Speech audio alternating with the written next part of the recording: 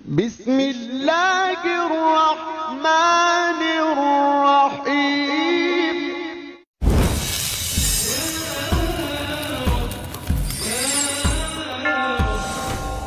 فاهمتنا الكروب أغرقتنا العيوب فاكفنا همنا يا حبيب القلوب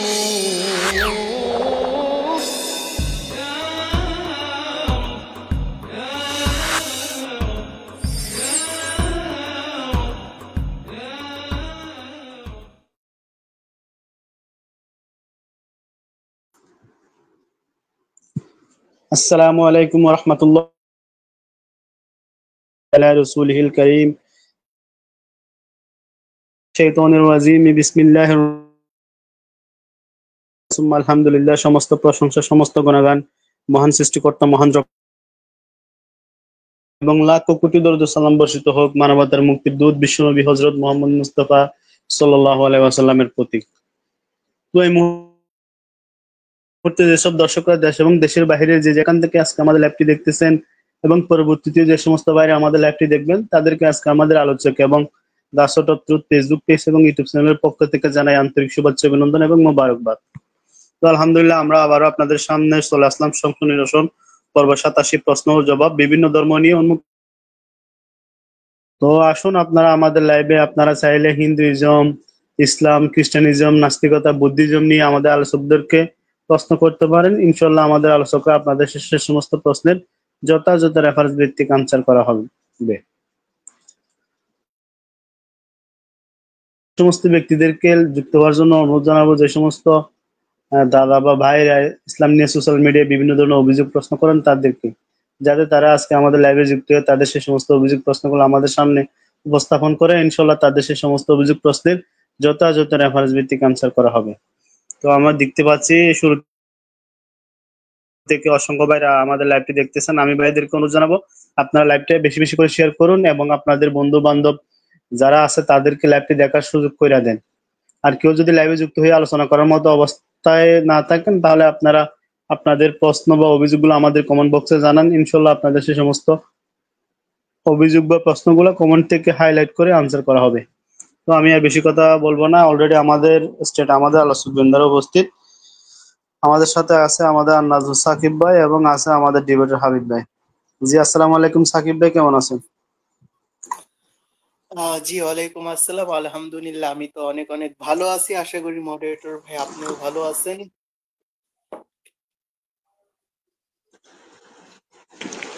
জি আলহামদুলিল্লাহ আল্লাহর রহমতে ভালো আছি। জি হ্যালো সাকিব ভাই, আপনার কথা ক্লিয়ার শোনা যাচ্ছে না মনে হয়, আবার একটু বলুন তো। জি আমি বলেছি আলহামদুলিল্লাহ আমি ভালো আছি। এখন কি আমার কথা শোনা যাচ্ছে কিনা সেটা জানান। আমার মনে হচ্ছে তো আপনার নেট সমস্যা। হ্যাঁ এখন আপনার কথা একদম ক্লিয়ার শোনা যাচ্ছে। জি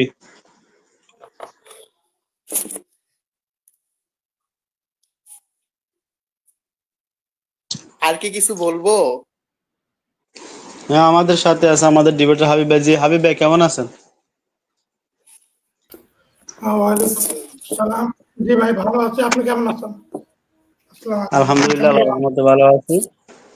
তো ধন্যবাদ আমাদের আন্নাজুল সাকিব ভাই, ডিবেটর হাবিব ভাই, আমাদের আলোচক বিন্দুদেরকে তারা এসেছেন আমাদের যে প্রশ্নকারী দর্শকরা আছে তাদের প্রশ্নের জবাব দেওয়ার জন্য। তো আমি দর্শকদের উদ্দেশ্যে বলবো আপনারা লাইভটা বেশি বেশি করে শেয়ার করুন এবং লাইভটা ওই সমস্ত ব্যক্তিদের কাছে শেয়ার করুন মেনশন দেওয়ার মাধ্যমে, শেয়ার দেওয়ার মাধ্যমে, যারা সোশ্যাল মিডিয়া ইসলাম নিয়ে বিভিন্ন ধরনের অভিযোগ আমাদের লাইভে যুক্ত হয়ে তাদের অভিযোগ প্রশ্নগুলো পেশ করে ইনশাল্লাহ তাদের সেই সমস্ত প্রশ্নের যথাযথ রেফারেন্স ভিত্তিক আনসার করা হবে। আমরা শুরু থেকে জয়েন লিঙ্ক উন্মুক্ত করে দিয়েছি, আপনারা আসুন প্রশ্ন করুন এবং আনসার নেন। তো আজকে আলোচনা সম্পর্কে আমি সাকিবের কাছে প্রথম যাব। সাকিব ভাই যদি কিছু বিস্তারিত বলতেন আলোচনার বিশেষ বস্তু সম্পর্কে। জি ধন্যবাদ আমাকে সুযোগ দেওয়ার জন্য। আসলে আলোচনার বিষয়ে বিস্তারিত ভাবে বলার মতো আমি কিছুই দেখছি না। আমি শুধু এতটুকুই বলবো যে আমাদের প্রিয় দর্শক ভাই এবং বোনদেরকে সকলকে আমাদের পক্ষ থেকে আসসালামু আলাইকুম। আশা করি প্রত্যেকের অবস্থান থেকে ভালো আছেন। তো আমরা বিগত কিছুদিন হলে লাইভ করতেছি। পূর্বে আমরা হচ্ছে সময় স্বল্পতার কারণে যথাযথ হচ্ছে সময় দিতে পারিনি। তো বিগত কিছুদিন হলে আমরা লাইভ করতেছি, আশা করি সামনেও আমরা এরকম ভাবে চালিয়ে যাব। তো আজকে আমাদের আলোচনার বিষয় হচ্ছে সংশয় নিরসন পর্ব হচ্ছে 87 প্রশ্ন ও জবাব, বিভিন্ন ধর্ম নিয়ে উন্মুক্ত আলোচনা। অর্থাৎ বিভিন্ন ধর্ম, হতে পারে ইসলাম, হতে পারে হিন্দু, হতে পারে খ্রিস্টান, হতে পারে বৌদ্ধ, হতে পারে ইহুদি, এমনকি হতে পারে নাস্তিক্য ধর্ম। নাস্তিক্যবাদ একটা ধর্ম, এটা দার্শনিকদের সিদ্ধান্ত অনুযায়ী হচ্ছে প্রতিষ্ঠিত। এটা নিয়ে তর্ক করার মতন কোনো মানে বিষয়ও দেখি না। যে জিনিস প্রতিষ্ঠিত সেটা নিয়ে কখনো তর্ক হয় না। এখন কোনো অজ্ঞ ব্যক্তি যদি এসে বলে যে এটা তো ধর্ম না, তাহলে বলবো তার হচ্ছে জ্ঞানের স্বল্পতার কারণে। কারণ যারা অধিক পড়াশোনা করে, বিশেষ করে দর্শনগত, তারা কখনোই বলবে না যে এটা কখনো একটা ধর্ম না। তো যাই হোক, আমরা ওই দিকে যাচ্ছি না। তো বলবো যে আজকে আমাদের উন্মুক্ত আলোচনা, মানে সকল ধর্ম নিয়ে। সেজন্য আমাদের সকল প্রিয় ভাই এবং বোনদেরকে বলবো আপনারা সবাই লাইভে যুক্ত হন।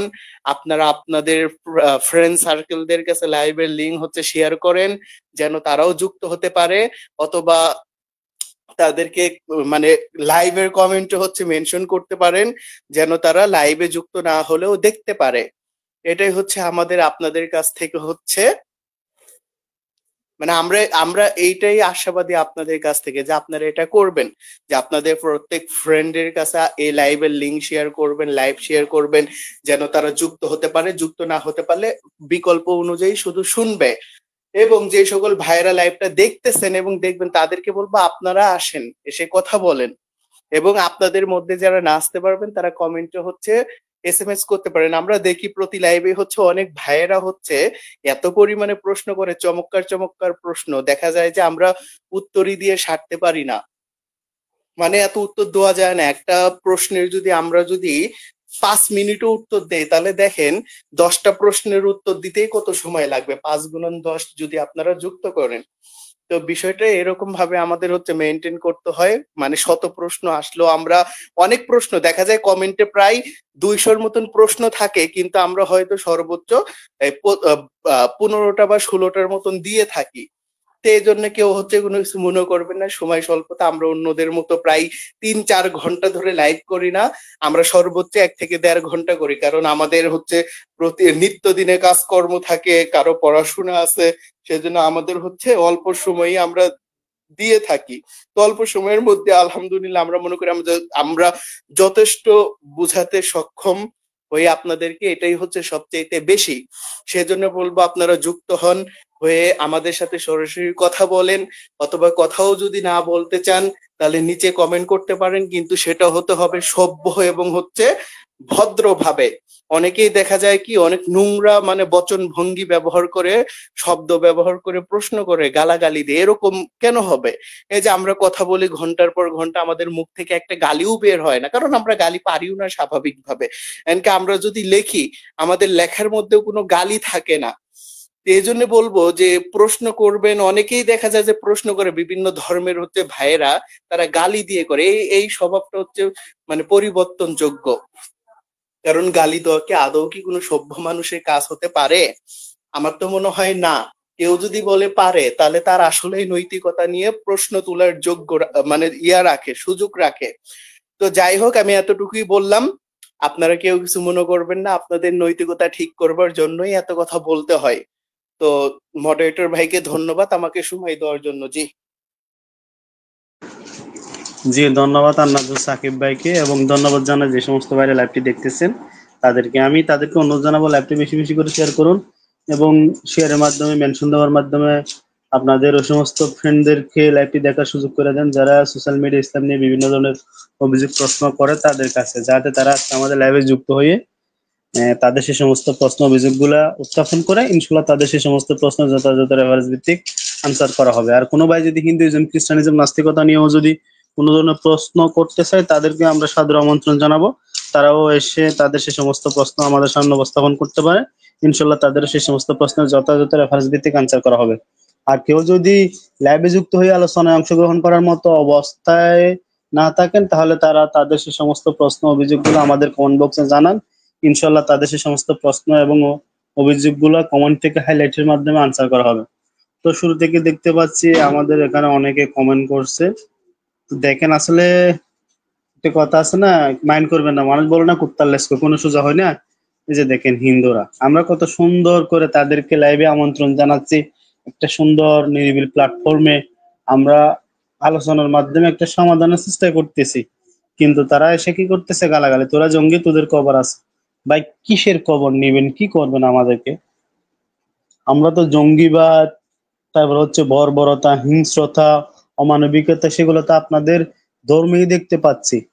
আপনাদের যে শাস্ত্রগুলো আছে, আপনাদের যে তথাকথিত যে ঈশ্বর ভগবান গুলো আছে, রাম কৃষ্ণ, এদের হিস্ট্রি গুলা দেখেন। রাম তো আমাদের আলোচকরা বলবো রাম কৃষ্ণের হিস্ট্রি গুলা, এবং হিন্দু ধর্ম কতটা বর্বর, এবং ভারত সে বর্বরতার নিদর্শন। এখন ভারতের সংখ্যালঘু মুসলিম, বুদ্ধিস্ট, খ্রিস্টান এবং তাদের স্বজাতি দলিত হিন্দুদের উপর কি বর্বরতা চালাচ্ছে, এগুলো তার জ্ঞানা অপ্রকাশিত না। সাকিব ভাই, আপনি যদি কিছু বলতেন এই মহান সনাতনটনী ব্যক্তিটার এই মন্তব্যের উপর।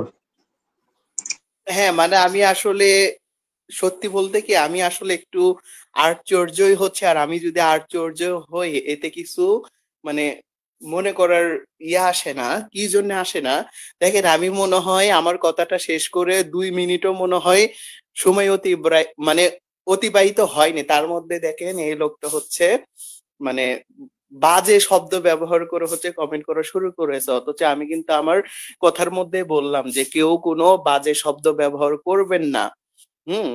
প্রথমত সে আমাদেরকে চিনে না, আমরাও তাকে চিনি না, অথচ সে আমাদেরকে তুই করে বলতেছে। এখন সে বয়সে বড় হতে পারে, অথবা আমরাও হতে পারি, বুঝেন না? এখানে হচ্ছে সম্মানের একটা বিষয়, তার মধ্যে বলতেছে আমরা হচ্ছে জঙ্গি।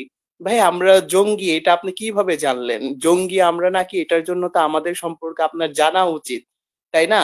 এখন আমি যদি বলি আপনি হচ্ছেন সন অফ বাস্টার, এটা কি আপনি মেনে নিবেন? বলবেন যে এটার প্রমাণ কি? তাহলে আমরা যদি বলি যে আমরা জঙ্গি, এটার প্রমাণ কি? তখন আপনিও তো প্রমাণ দিতে পারবেন না, বুঝেন নাই? বিষয়টা হচ্ছে এইরকম। বিষয়টা হচ্ছে কি, মানে বাতাসে পাথর ভেসে থাকার মতন একটা অবস্থা। যদিও বাতাসে কখনো পাথর ভাসে না, কিন্তু আপনি যেহেতু বলতেছেন ভাসে, তার মানে ধরে নিতে হবে ভাসে। সেই রকম হচ্ছে জঙ্গিটা। অর্থাৎ আমরা জঙ্গি না, কিন্তু আপনি বলতেছেন আমরা জঙ্গি। প্রমাণ কি? প্রমাণ নাই। বাতাসে পাথর ভেসে থাকার মতন একটা বিষয়, মানে কাল্পনিক, আজগুবি আজগুবি দাবি। মানে বিষয়টা হচ্ছে এইরকম। তো আমরা জঙ্গি, এটা তো প্রমাণই নেই। এখন আমরা কি বলবো? আপনার ধর্মের দিকে যদি দেখি, আমরা মানে ধর্মীয়গতভাবে সার্বজনীন করে কিছু বলতে চাই না যে আপনাদের ধর্মে কি আছে না কি নেই। তবে এতটুকু বলবো যে আপনাদের যে বর্তমান যে ভারত, এই ভারতের যে পরিস্থিতি, ভারতটা হচ্ছে বসবাসের হচ্ছে অযোগ্য। যে এখানে হচ্ছে মুসলিম থেকে শুরু করে খ্রিস্টান, তারপরে শিখ, কেউ নিরাপদ না। কিসের জন্য নিরাপদ না? আশা করি সেটা আপনাকে শেখানো লাগবে না, কারণ সেখানে আপনাদের জন্যই নিরাপদ না। কারণ সেইখানে মুসলিম, খ্রিস্টান, বৌদ্ধ এবং শিখ, এরা অন্য ধর্ম বলতে ওই হিন্দুদের দ্বারাই হচ্ছে নির্যাতনের শিকার হয়। নির্যাতনের শিকার হয়, এটা হচ্ছে বলা বাহুল্য। এটার জন্য আলাদা করে আর কিছু বলার প্রয়োজন নেই। আর আপনাদের মানে ধর্মীয়গত ভাবে সমষ্টিগত যদি বলি, সার্বজনীন বাদ দিয়ে, তাহলে আমরা বলবো কি, ও যে মানে কি বলবো, কয়টা বলবো বলেন? বলতেই তো শেষ হবে না। আপনাদের বেদ একটু পড়েন। আমি শুধু এতটুকুই বলবো। আমি কিন্তু প্রথমে বলেছি যে আমি সার্বজনীন ভাবে কিছু বলবো না, শুধু সমষ্টিগত ভাবে উপমা অর্থে বা মেটাফিজিক্যাল মানে মেটাফর হিসেবে শুধু বলে যাব, বুঝেন নাই? তো এতটুকু বলবো যে বেদ পড়েন। আপনাদের বেদ হচ্ছে এমন একটা গ্রন্থ যেটাতে খড়ের গাদায় সুস খোঁজার চাইতে মানবতা খোঁজা হচ্ছে বেশি কঠিন বেদের মধ্যে। আশা করি আমি কি বুঝাইতে চেয়েছি আপনি বুঝছেন, যদি যথেষ্ট পরিমাণ জ্ঞানী হয়ে থাকেন। যে খড়ের গাদায় সুস খোঁজার চেয়ে আপনাদের বেদে মানবতা খোঁজাটা হচ্ছে আরো সবচাইতে কঠিন কাজ। মানে একটা বিশাল বড় খড়ের পালা, ওইটার মধ্যে একটা সুই ফেলে দিলে ওইটাকে খোঁজা যতটা কঠিন, তার চাইতে বেশি কঠিন আপনাদের বেদের মধ্যে হচ্ছে মানবতা হচ্ছে অনুসন্ধান করা। বেদের মধ্যে মানবতা কোথায়? কোথায় মানবতা? কোন মন্ত্রে মানবতা? আমাদের একটু দেখাইন।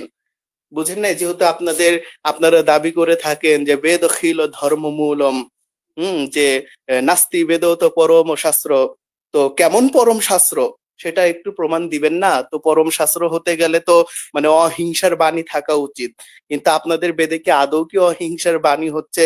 আপনাদের বেদের ক্ষেত্রে অহিংসা শব্দ কি আদৌ কি প্রযোজ্য? এটাই হচ্ছে বিবেচ্য বিষয়। জি, ধন্যবাদ। ধন্যবাদ। কি বলবো ভাই, এরা মানে এরা লাইভে আসে আলোচনার জন্য না, লাইভে আসে এরা গালাগালি করার জন্য। বুঝেন নাই? এরা যেমন নাকি ওই যে কৃষ্ণ, যারা কৃষ্ণ মতকে মানে না তাদেরকে অসুর বলছে, এসছে এরকম। আর আমরা হলাম মুসলিম, আমরা তাদের ধর্ম তাদের মতকে মানি না, সেজন্য সে এসে আমাদেরকে গালাগালি করতেছে।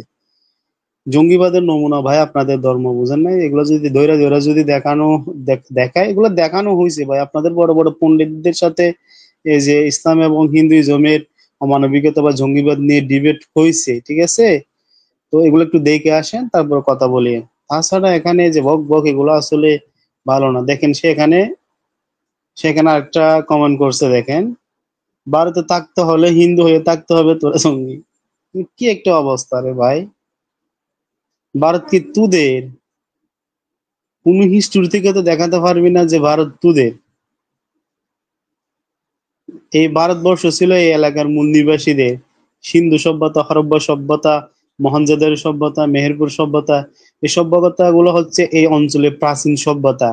এই সভ্যতা গুলোর হিস্টোরি, ইতিহাস দেখে আয়। এই সভ্যতা গুলোর কোনো পার্সন বা কোনো ব্যক্তিরা হিন্দু ধর্ম ফলো করতো না। হিন্দু ধর্ম ওই সময় ছিল না।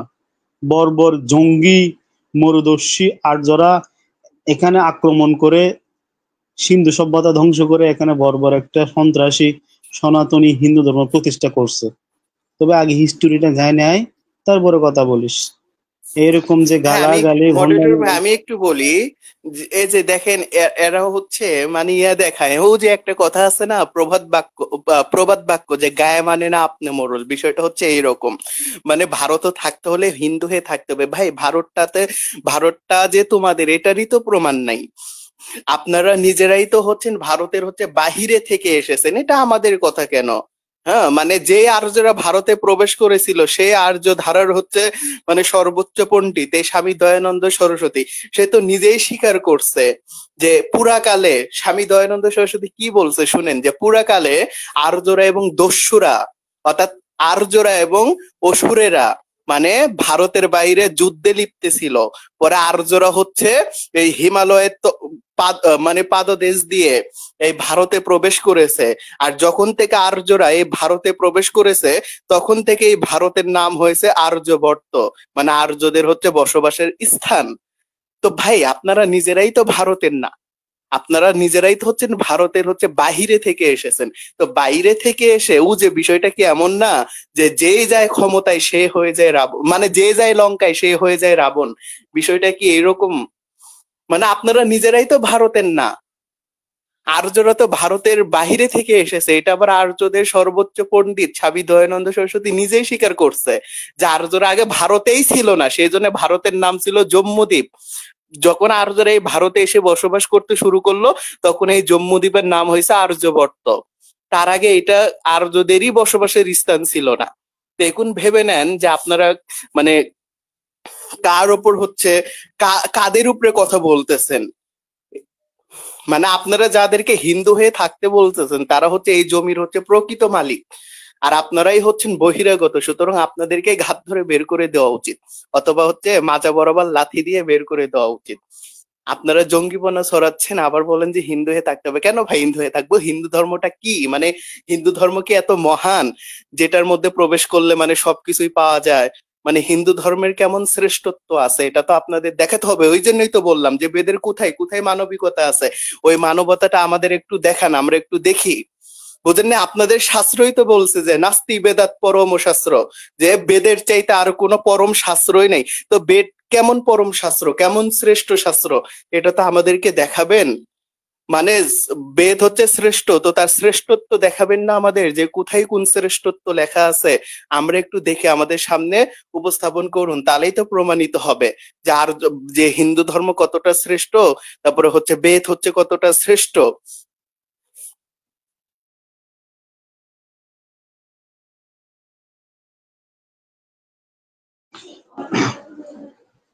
এটা সাকিব ভাই হাতে আরেকটা প্রশ্ন করছে। সে একটা দেখেন এদের অন্ধত্ব কিরকম দেখেন। এটা এখানে বলছে হিন্দু ধর্মে নিয়োগ কথা নেই, তোরা মিথ্যা বলিস। আসলে এরা কি কখনো শাস্ত্র পড়ে নাকি এই যে অন্ধ অনুকরণ যেগুলো আছে এগুলা করে?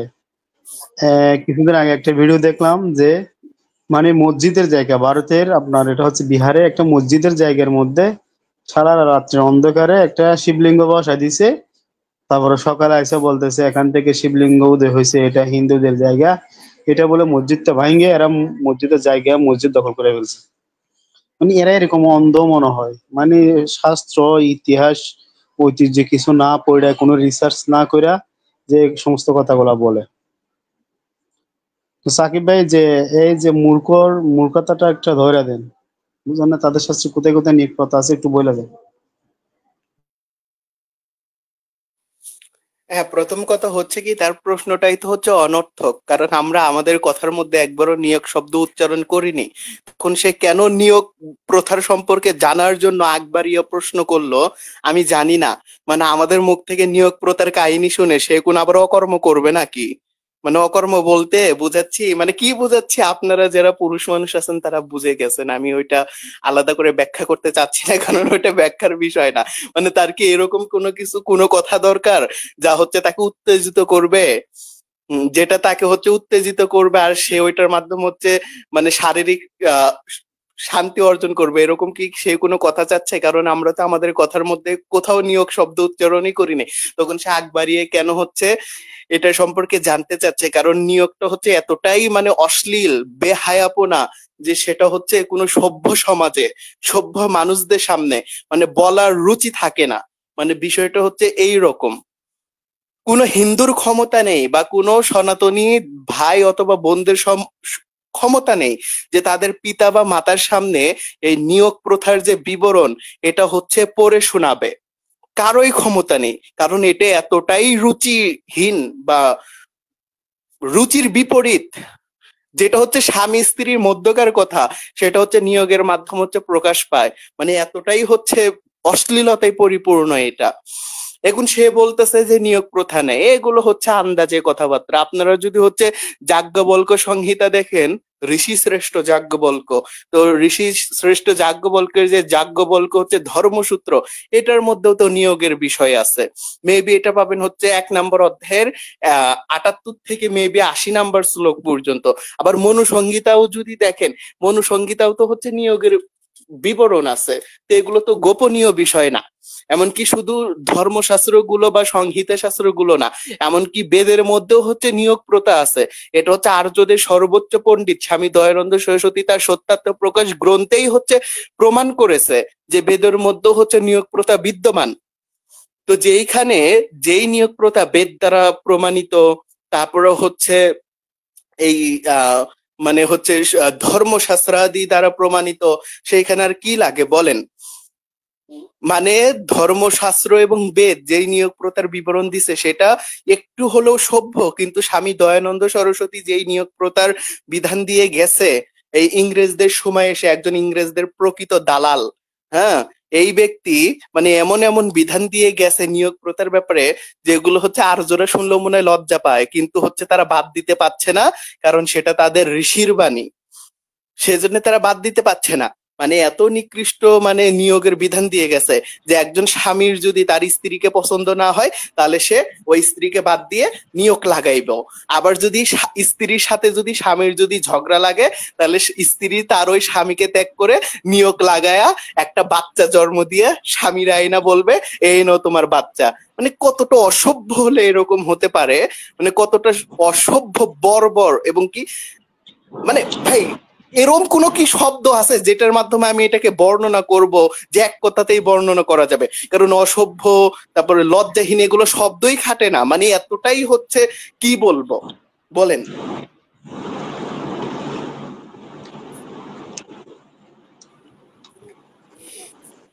মানে আমার আসলে বলার মতন ভাষা নাই, বুঝেন নাই? যেমন ধরেন এই শর্মা বাবুর স্ত্রী হচ্ছে শ্রীমতী, এখন শর্মা বাবুর সাথে শ্রীমতীর ঝগড়া লেগেছে, এখন শ্রীমতী কি করবে, তার স্বামীরে হচ্ছে 3-4টা গালি দিয়ে পাশার হচ্ছে অন্য কাকার সাথে অন্য দাদার সাথে শুইয়া বাচ্চা জন্ম দিয়া সন্তান নিয়ে এসে বলবে শর্মা বাবু এই যে আপনার বাচ্চা। মানে এটা কেমন সভ্যতা এগুলো?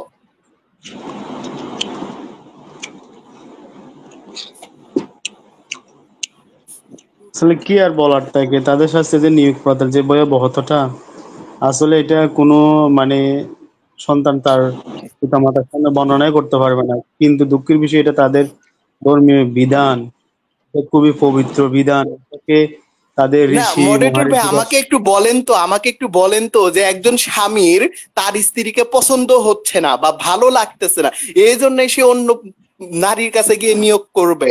আবার একজন স্ত্রীর সাথে তার স্বামীর ঝগড়া হয়েছে, ঝগড়া হতেই পারে ভাই, এটা স্বামী স্ত্রী সম্পর্কের মধ্যে একটা নিত্যদিনের ব্যাপার বা নিত্যদিনের একটা হচ্ছে রুটিন বলতে গেলে। তো এই ঝগড়া হয়েছে দেখেই যে স্বামীকে হচ্ছে বর্জন করে, মানে শারীরিক সম্পর্ক বন্ধ করে অন্য পুরুষের সাথে গিয়ে শারীরিক সম্পর্ক করে সন্তান জন্ম দিতে হবে, আচ্ছা এগুলো কোন সভ্য সমাজের মানে নীতি বলে? আমার তো মনে হয় আদিম যুগেও এরকম কোনো নীতি ছিলই না, যখন হচ্ছে মানুষ উলঙ্গ থাকতো। ছিল না তো, এটা তো বর্বর ধর্ম, সেজন্য তো এই ধর্মটাকে মানে বারবার কি করতে হয়েছে, মানে কি করতে ডিফাইন করতে হয়েছে। যেমন এদের ধর্ম আরো ভয়াবহ প্রথাগুলো আছে না, যেমন নাকি বিধবা প্রথা, মানে মানে স্বামী যদি মারা যায় কোনো স্ত্রীর, তাহলে সে আর বিবাহ করতে পারবে না, তাকে দিয়ে যে অকাম কুকাম দেবদাসী মন্দিরের মধ্যে পুরোহিতরা দর্শন করবে, এই করবে, এই সমস্ত কিছুই তো আছে। সতীদাহ প্রথা, নরবলি প্রথা, এগুলো কতটা ভয়াবহ এবং কতটা ঘৃণ্য, মানে বলার মতো আছে। এটা আসলে নিকৃষ্টর চেয়ে নিকৃষ্ট, এটা বলার মতো না। এই আধুনিক বিশ্বে এরকম নিকৃষ্ট ধর্মটা এখনো মানে রয়ে গেছে, এটা খুবই দুঃখজনক বিষয়। আচ্ছা, আমাদের এখানে আমাদের শালিমা অনেকদিন পরে আসছে। আসসালামু আলাইকুম শালিম ভাই, কেমন আছেন?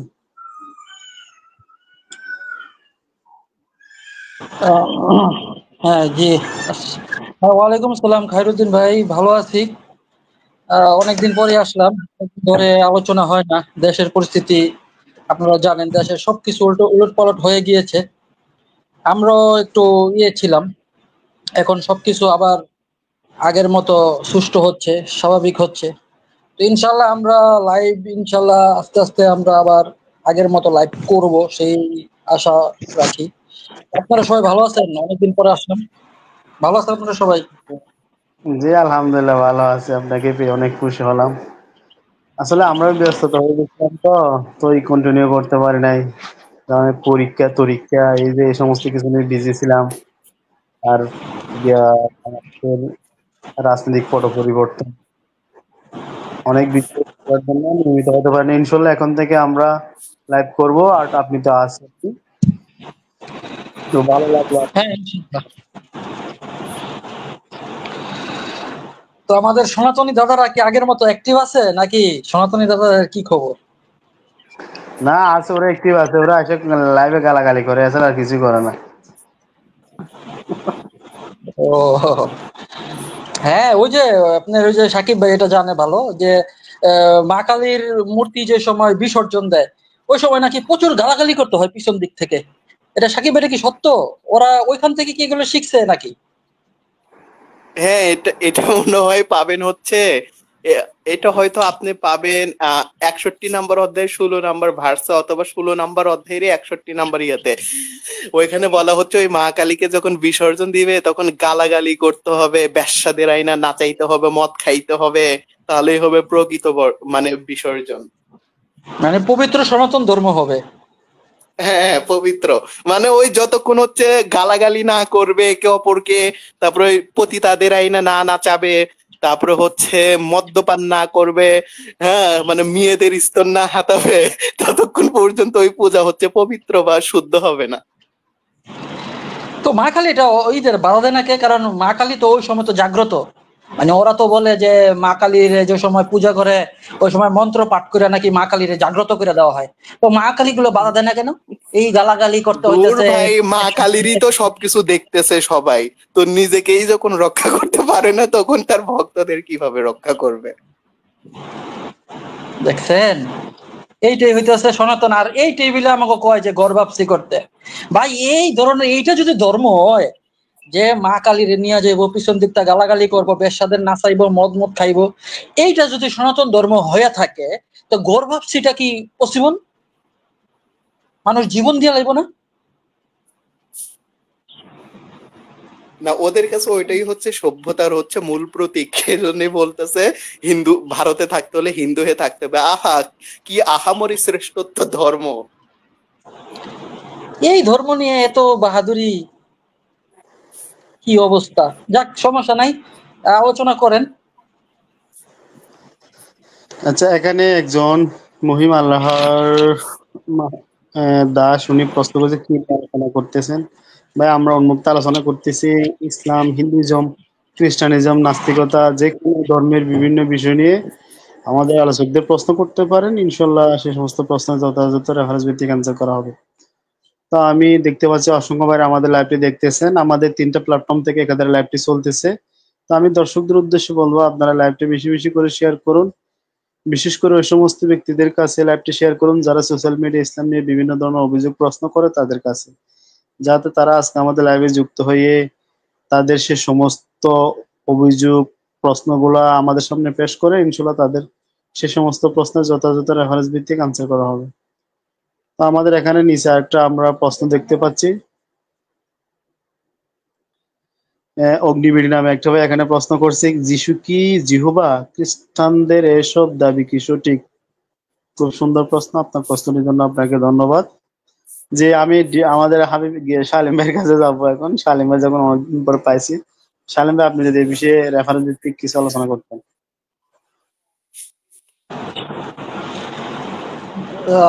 কথা হচ্ছে কি যে জিহুবা মানে যিশুই কি জিহুবা? দেখেন, এখানে অনেক হ্যারিটিক্যাল খ্রিস্টান আছে, হ্যাঁ, মানে ধর্মদ্রোহী টাইপের খ্রিস্টান, নিজের বিশ্বাসের জন্য ঠিক নাই। দেখেন, আপনার পিতা একজন, পুত্র আবার আরেকজন, কিন্তু ওরাই বলে যারা ট্রিনিটি বিশ্বাসী, এরা বলে যে পিতা একজন, পুত্র আবার আরেকজন। হ্যাঁ, দুইটা এন্টিটি, দুইটা দুইটা স্বাধীন সত্তা। হ্যাঁ, যেরকম ধরেন যিশু এই লোক 22-42 বলছিল যে আমার ইচ্ছা নয় তোমার ইচ্ছা পূর্ণ হোক। হ্যাঁ, তাহলে এখানে ইচ্ছা কয়টা দাঁড়াইলো? আমার ইচ্ছা নয় তোমার ইচ্ছা পূর্ণ হোক, তাহলে এখানে ইচ্ছা দুইটা না? তার মানে এখানে দুইটা পার্সোনালিটি। তারপর আবার দেখেন আপনার মথি, আপনি যে দেখেন মথি 16 অধ্যায়, মথি 3 অধ্যায়ের 16, ওইখানে যিশু ওই ব্যাপটিস্ম নিচ্ছিল। হ্যাঁ, আপনার জর্দন নদীর মধ্যে যোহনের কাছে ব্যাপটিস্ম নিচ্ছিল। তখন যিশু পানির মধ্যে ব্যাপটিস্ম নিচ্ছিল। তখন ওই ঈশ্বর আকাশ থেকে বলল যে এই হচ্ছে আমার অত্যন্ত প্রিয় পুত্র, ওনার প্রতি আমি অনেক প্রীত। তো এখানে যিশু পানিতে আর হইতেছে ওই ঈশ্বর হইতেছে আকাশে। তো এখানে তো পার্সোনালিটি দুইটা। এখন কিছু হেরিটিক্যাল খ্রিস্টান আছে, এদেরকে আমরা বলি হইতেছে ধর্মদ্রোহী টাইপের খ্রিস্টান। এরা জিসাস যদি এখানে থাকতো তাহলে এদেরকে শুলিতে চড়াইতো যিশু। তো এখান থেকে আপনারা বুঝতে পারেন যে এখানে মানে দুইজন পার্সোনালিটি, কিন্তু আবার বলতেছে কি তারা এক। মানে এই যে বললো যে তারা এক হওয়ার কারণে এখন বলতেছে কি যে যিশুই হইতেছে জিহুবা বা যিশু হইতেছে ফাদার। এটা সম্পূর্ণ হেরিটিক্যাল। আবার আপনি যদি একটা যেই হেরিটেক খ্রিস্টান এটা বলবে যে যিশুই ফাদার, তাকে যদি জিজ্ঞেস করেন ক্রসে কে মারা গেছে, যদি আপনারা জিজ্ঞেস করেন যে যিশু যে ক্রুসিফিকশনে যে মারা গেল, তো যিশু যখন ক্রুসে মারা গেল তো এটা কে মারা গেল? এটা পিতা মারা গেল, জিহুবা মারা গেল, না যিশু মারা গেল? তখন আবার বলবে না, জিহুবা মারা যায় নাই, কারণ জিহুবা তো ফাদার। দেখবেন এখানে আবার আইসা এবার বন্ডামি, মানে মাই ফাদার আই ওয়ান, ওইখানে বললো যোহন 10:30 যে মাই ফাদার আই ওয়ান। কিন্তু আবার যদি জিজ্ঞেস করেন ক্রসে কে মারা গেছে, জিহুবা মারা গেছে না জিসাস মারা গেছে, পুত্র মারা গেছে, তখন আবার বলবো কি যে মানে মারা গেল বলতে পারবো না। মানে আপনি যদি একটা খ্রিস্টানদের ধৈর্য যদি মানে ওরা যদি মানে বলেন যে আর সত্য কথা বল, তখন কিন্তু সে কখনো স্বীকার করবে না যে জিহুবা ক্রসের মধ্যে বলিদান হয়েছে, এটা সে কখনোই স্বীকার করবে না। সব খ্রিস্টানই বলবে না, পুত্র জিসাস ক্রসে মারা গেছে, তাহলে মানে জিহুবা ক্রসে মারা যায় নাই। প্রত্যেকটা খ্রিস্টানই বলবে না, জিহুবা ক্রসে মারা যায় নাই। তো এখান থেকে বুঝতে পারেন যে না, জিহুবা আর জিসাস এরা হচ্ছে ভিন্ন। আসলে তাদেরকে আসলে ভালোভাবে ধরতে হয়। এইভাবে ধরবেন যে ক্রসে কে মারা গেছে, পিতা মারা গেছে না পুত্র মারা গেছে, তখন সে বলবে পুত্র, তার মানে পিতা মারা যায় নাই। ক্রসে কে মারা গেছে? পুত্র মারা গেছে, পিতা মারা যায় নাই। তাহলে তো এখান থেকে বোঝা যায় জিসাস ফাদার না বা জিহুবা না। হ্যাঁ, ধন্যবাদ।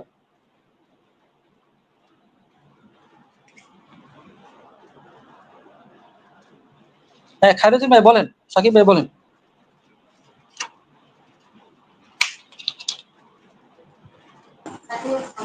সাকিব ভাই আপনি যদি কিছু অ্যাড করতেন। হ্যাঁ, বিষয়টা হচ্ছে কি, শাহিন ভাই অনেক চমৎকার ভাবেই বলেছে। আমি মনে করি মানে সেটাই হচ্ছে ফিয়ার এনাফ, মানে যথেষ্টের চাইতেও যথেষ্ট, সেইখানে আর যুক্ত করার মানে সামান্য পরিমাণও কিছু নেই। কারণ শালিম ভাই অনেক চমৎকার ভাবে বিষয়টা হচ্ছে বুঝিয়ে দিয়েছে, বুঝেন নাই তো? আশা করি শালিম ভাইয়ের বক্তব্য যিনি প্রশ্ন করেছেন তিনি বুঝেছেন। আর যদি না বুঝেন তাহলে তাকে বলবো সরাসরি লাইভে যুক্ত হতে। তবে এতটুকুই বলবো যে যিশু কি জিহোবা, খ্রিস্টানদের এসব দাবি কি ঠিক? মানে বিষয়টা হচ্ছে কি, শোনেন, বিষয়টা হচ্ছে এইখানে না একটা ছোট্ট একটা উদাহরণ দেওয়া যায়। যেরকম ধরেন আহ খ্রিস্টানদের বিশ্বাস অনুযায়ী যিশুর জন্মের আগে কিন্তু যিশু কিন্তু পিতা রূপে ছিল। যিশু কিন্তু পিতা রূপে ছিল, অর্থাৎ যিশু যতদিন পর্যন্ত পৃথিবীতে না এসেছে ততদিন পর্যন্ত কিন্তু যিশু পিতা হিসেবে ছিল। ও যে বলে না যে আদি যোহনের 1:1 যে আদিতে বাক্য ছিল, বাক্য ঈশ্বরের সঙ্গে ছিল, সে বাক্য নিজেই ঈশ্বর ছিল। অর্থাৎ আদিতে যিশু ছিল, যিশু পিতার সঙ্গে ছিল, যিশু নিজেই পিতা ছিল। তো এইখান থেকে এটা বলা যায় যে পিতা যেহেতু পুরাতন নিয়মে জেহোবা, জেহোবা শব্দ বলতে আসলে কিছু নাই, ওই শব্দটা হচ্ছে ইয়াহওয়ে। তো ওই খ্রিস্টানরা ওই কি বলে, ওই মানে পশ্চিমা বিশ্বের ইংলিশ ভাষাভাষী খ্রিস্টানরা ইয়াহওয়ে শব্দটা উচ্চারণ করতে পারে না, তাদের মুখে হচ্ছে আসে না, সেজন্য তারা ইয়াহওয়ে কে বলে হচ্ছে জেহোবা, মানে ইয়াহওয়ে কে বানায় নিছে জিহোবা। অর্থাৎ ইয়াহওয়ে বলতে জেহোবা বলতে কোনো শব্দ নাই, মানে মূল হিব্রু বা গ্রিক দেখেন ওইটাতে কোনো শব্দ নেই, আছে হচ্ছে ইয়াহওয়ে। তো দেখুন, খ্রিস্টানদের বিশ্বাস অনুযায়ী আদিতে যেহেতু যিশুই নিজে পিতা ছিল আর পিতাই যেহেতু আদিতে ইয়াহওয়ে ছিল, সুতরাং যিশুই হচ্ছে ইয়াহওয়ে, এটা বলা যায়। এটা হচ্ছে যুক্তি অনুযায়ী বুঝাইলাম যে আদিতে হচ্ছে যিশু ছিল, যিশু হচ্ছে ইয়াহওয়ের সঙ্গে ছিল, যিশু নিজেই ইয়াহওয়ে ছিল, বুঝেন নাই? এখন খ্রিস্টানরা যদি বলে না যিশু ইয়াহওয়ে ছিল না, তাহলে এখানে আবার দার্শনিক সমস্যা মানে তৈরি হয়, বিশেষ করে যোহনের 1 নম্বর অধ্যায় নিয়ে। কারণ এখন কেউ যদি বলে যিশু ইয়াহওয়ে ছিল না, তাহলে প্রশ্ন উঠে, তাহলে ও যে আদিতে যিশু ছিল, যিশু হচ্ছে পিতার সঙ্গে ছিল, তাহলে ওই পিতাটা কে ছিল? মানে পিতাটা কি ইয়াহওয়ে ছিল? যদি ইয়াহওয়ে হয় তাহলে অবশ্যই যিশু ইয়াহওয়ে, কারণ যিশু নিজেই হচ্ছে ইয়াহওয়ে ছিল। কিন্তু যিশু যদি ইয়াহওয়ে না হয় তাহলে প্রশ্ন উঠতে পারে দার্শনিকগত ভাবে, তাহলে ওই পিতাটা আসলে কে? ওইটা কি অন্য কোনো ঈশ্বর ছিল নাকি? মানে পৌত্তলিকদের, যার সাথে হচ্ছে এই কি বলে, যার সাথে হচ্ছে মানে ইহুদিদের বা পুরাতন নিয়মের কোনো সম্পর্ক নেই। জি, ধন্যবাদ।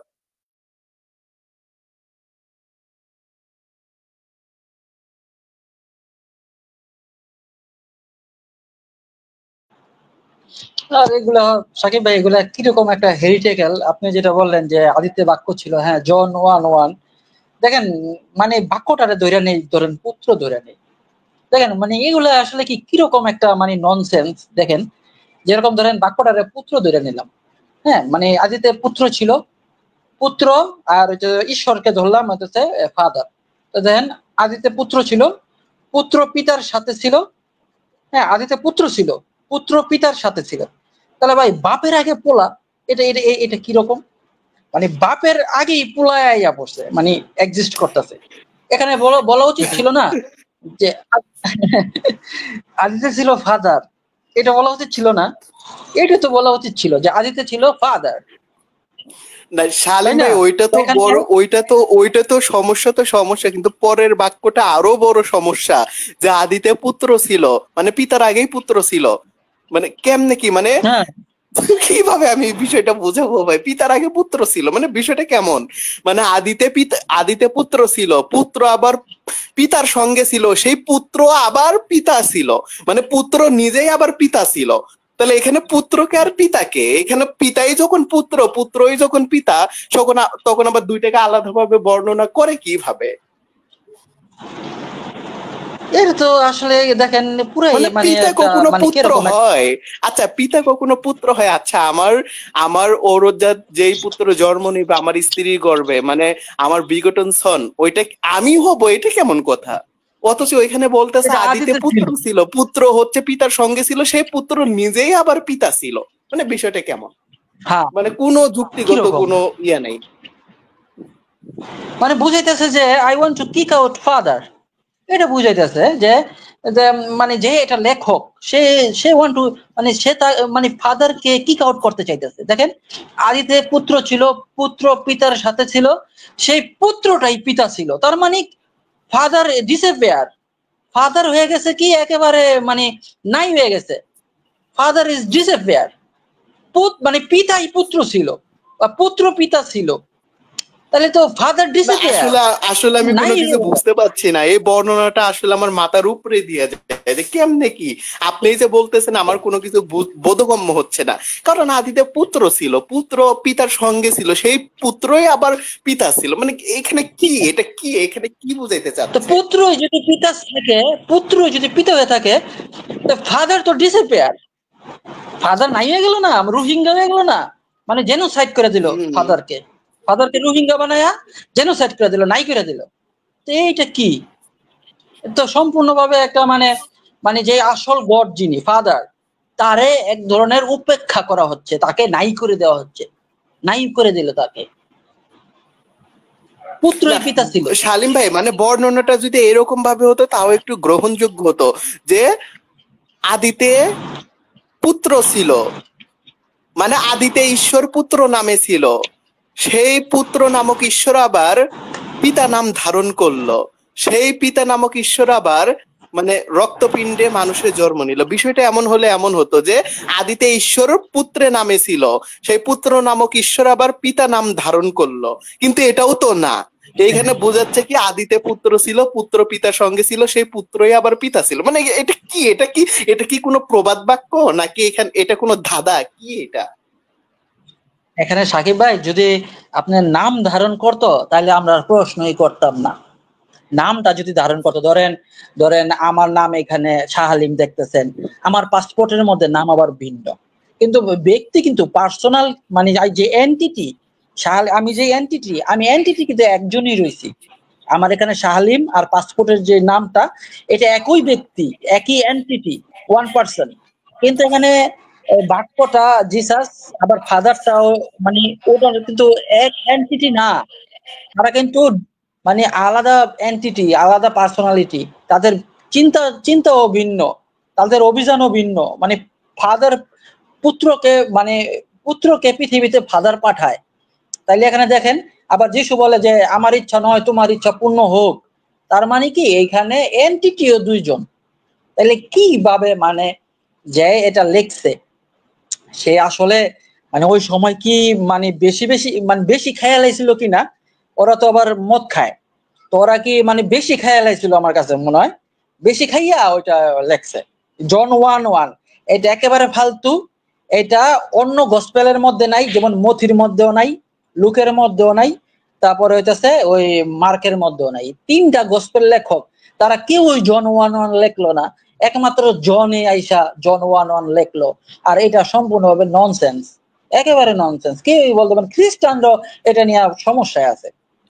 হাস্যকর একটা উক্তি, ননসেন্স আজকের মানে বাক্য এটা ছিল। কোনো যুক্তি যুক্তই না, এটা কোনো যুক্তির মধ্যেই পড়ে না। আমার তো মনে হয় এটা কোনো একটা প্রবাদ বাক্য হতে পারে, বা এটা কোনো একটা মানে ধাঁধা হতে পারে।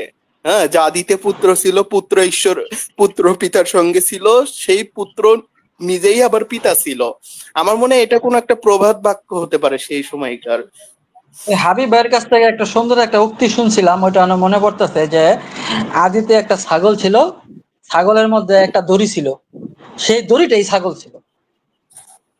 হ্যাঁ, দেখেন, মানে মানে না না, আদিতে ছাগল ছিল না, মানে একটা ফাঁকা মাঠে ছাগল ছিল, সেই ছাগলের গলায় একটা দড়ি ছিল, অথচ সেই দড়িটাই হচ্ছে ছাগল ছিল। মানে বিষয়টা কেমন ননসেন্স মার্কা। হ্যাঁ, এরকম এরকম গাঁজা করি পাওয়া যায়, এটা না। এখানে তো আরো প্রশ্ন আছে, সাকিব ভাই প্রশ্নগুলো নিয়ে। মানে বিষয়টা হচ্ছে কিরকম শালিম ভাই, বিষয়টা হচ্ছে এরকম যে বাসর ঘরে স্বামী ছিল, সেই স্বামী স্ত্রীর সঙ্গে ছিল, সেই স্বামী নিজেই স্ত্রী ছিল, মানে বিষয়টা কেমন? স্বামী কই গেল? স্বামী ডিসঅ্যাপিয়ার, স্বামী তো নাই। হ্যাঁ, মানে বাসর ঘরে স্বামী ছিল, সেই স্বামী স্ত্রীর সঙ্গে ছিল, সেই স্বামী নিজে আবার স্ত্রী ছিল, মানে বিষয়টা কেমন? স্বামী ডিসঅ্যাপিয়ার, স্বামী নাই। এগুলো মানে একেবারে এই কথাটা এটা যে এতটাই ননসেন্স পূর্ণ কথা, যার কোনো যুক্তিই নাই কথার মধ্যে, মানে আন্দাজে হুদাই, মানে এটা মনে হচ্ছে কোন একটা প্রবাদ বাক্য, মানে কোন একটা প্রবাদ বুঝাইতে চাচ্ছে এটার মাধ্যমে। এটার মাধ্যমে আমার কাছে মনে হয় যে ফাদার এর আসলে উপেক্ষা করার জন্য এটা করছে। ফাদারকে ওরা রাখতে চাইতেছে না, মানে ফাদারকে বাদ দিয়ে যিশুকে মানে স্থাপন করার চেষ্টা করছে। ফাদারকে ওরা রাখতে চাচ্ছে না, কারণ ফাদার পুরাতন নিয়মের মধ্যে অনেক মারামারি কাটাকাটি, হ্যাঁ, দাঁতের বিনিময়ে দাঁত, চোখের বিনিময়ে চোখ। তো এগুলা রাখলে তো আর পশ্চিমা যে সেকুলারিজম, এগুলা তো আর হবে না, মানে স্টাবলিশড হবে না। তখন কি করলো, ওই যে একটা গড তৈরি করলো জিসাস, এই গড বলছে যে এক গালে থাবড় দিলে আরেক গাল পেতে দাও। হ্যাঁ, মানে দাঁতের এটাও তো বিনিময়ে দাঁত মানে না, না, যে এটাও তো মানে না, এটা পশ্চিমা বিশ্বের কোন খ্রিস্টান এটা মানবে? এক গালে চর মারলে আরেকটা মানে একটা লাথি মারলে আরেকটা লাথি খাওয়ার জন্য হচ্ছে পিঠ পাতায় দিবে, এরকম কোন খ্রিস্টান পৃথিবীতে আছে? এক টাকা যদি আমি হম না শালিম ভাই, ওই যিশু যে বললো যে তোমাদের পকেটে যতক্ষণ মানে একটা পয়সা পর্যন্ত থাকবে ততক্ষণ পর্যন্ত তোমরা স্বর্গে যেতে পারবে না। একটা উট সুয়ের ছিদ্র দিয়ে পার হয়ে যেতে পারবে, কিন্তু তোমরা স্বর্গে যেতে পারবে না। তাহলে পশ্চিমা বিশ্ব যে আজকে বিশ্বের সবচাইতে ধনী, আচ্ছা এরা কি স্বর্গে যাবে যিশুর এই কথা অনুযায়ী? কারণ যিশু তো ফকুন্নি হয়ে থাকতে বলছে, ভিখারি হয়ে থাকতে বলছে, কিন্তু এরা দেখি ধনী হয়ে গেছে সবাই। এই জন্য তো আপনার এই যে ফ্রান্সে আমি বলতেছিলাম শালিম ভাই, আমরা আরো প্রশ্ন নেই, ঠিক আছে? আরো প্রশ্নগুলো আছে খ্রিস্টান ধর্মের, তাহলে একটা করে নেই আমরা। ঠিক আছে, বলছে যে যে ফারহান ভাই বলছে যে আমি জানতে চাই বেদে জঙ্গিবাদ কোথায় কোথায় আছে, ভাষ্যকার অনুযায়ী দেখাবেন, যে নিরীহ মানুষকে হত্যা করার কথা বলছে। হ্যাঁ সাকিব ভাই। হ্যাঁ ভাই, মানে এম ফারহান ভাই, মনে হয় আপনার এম দিয়ে মোহাম্মদ বোঝাচ্ছেন, যে মোহাম্মদ ফারহান ভাই। তো আসলে শুনেন, বেদে কোথায় কোথায় জঙ্গিবাদ আছে, হ্যাঁ, এটা হচ্ছে আমি শুধু আপনাকে একটা বা দুইটা রেফারেন্স দেই, কারণ বলে শেষ করা যাবে না ভাই, বিশ্বাস করেন বলে শেষ করা যাবে না।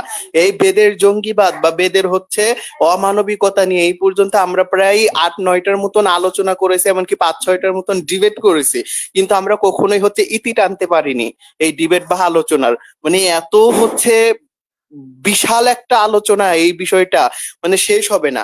তবে আপনাকে এতটুকুই বলে, আমরা আর্য পণ্ডিতদেরই হচ্ছে ভাষ্য থেকে বলি, যেহেতু আর্যদের ভাষ্যগুলোকেই মানে আজকাল হচ্ছে বিশুদ্ধ ধরা হয়, তো আপনি একটি করবেন, মানে সামবেদ, আমি সামবেদ থেকেই দিচ্ছি, আবার ঋগ্বেদ থেকেও শুধু একটা দিব, ঋষি ভাষ্য।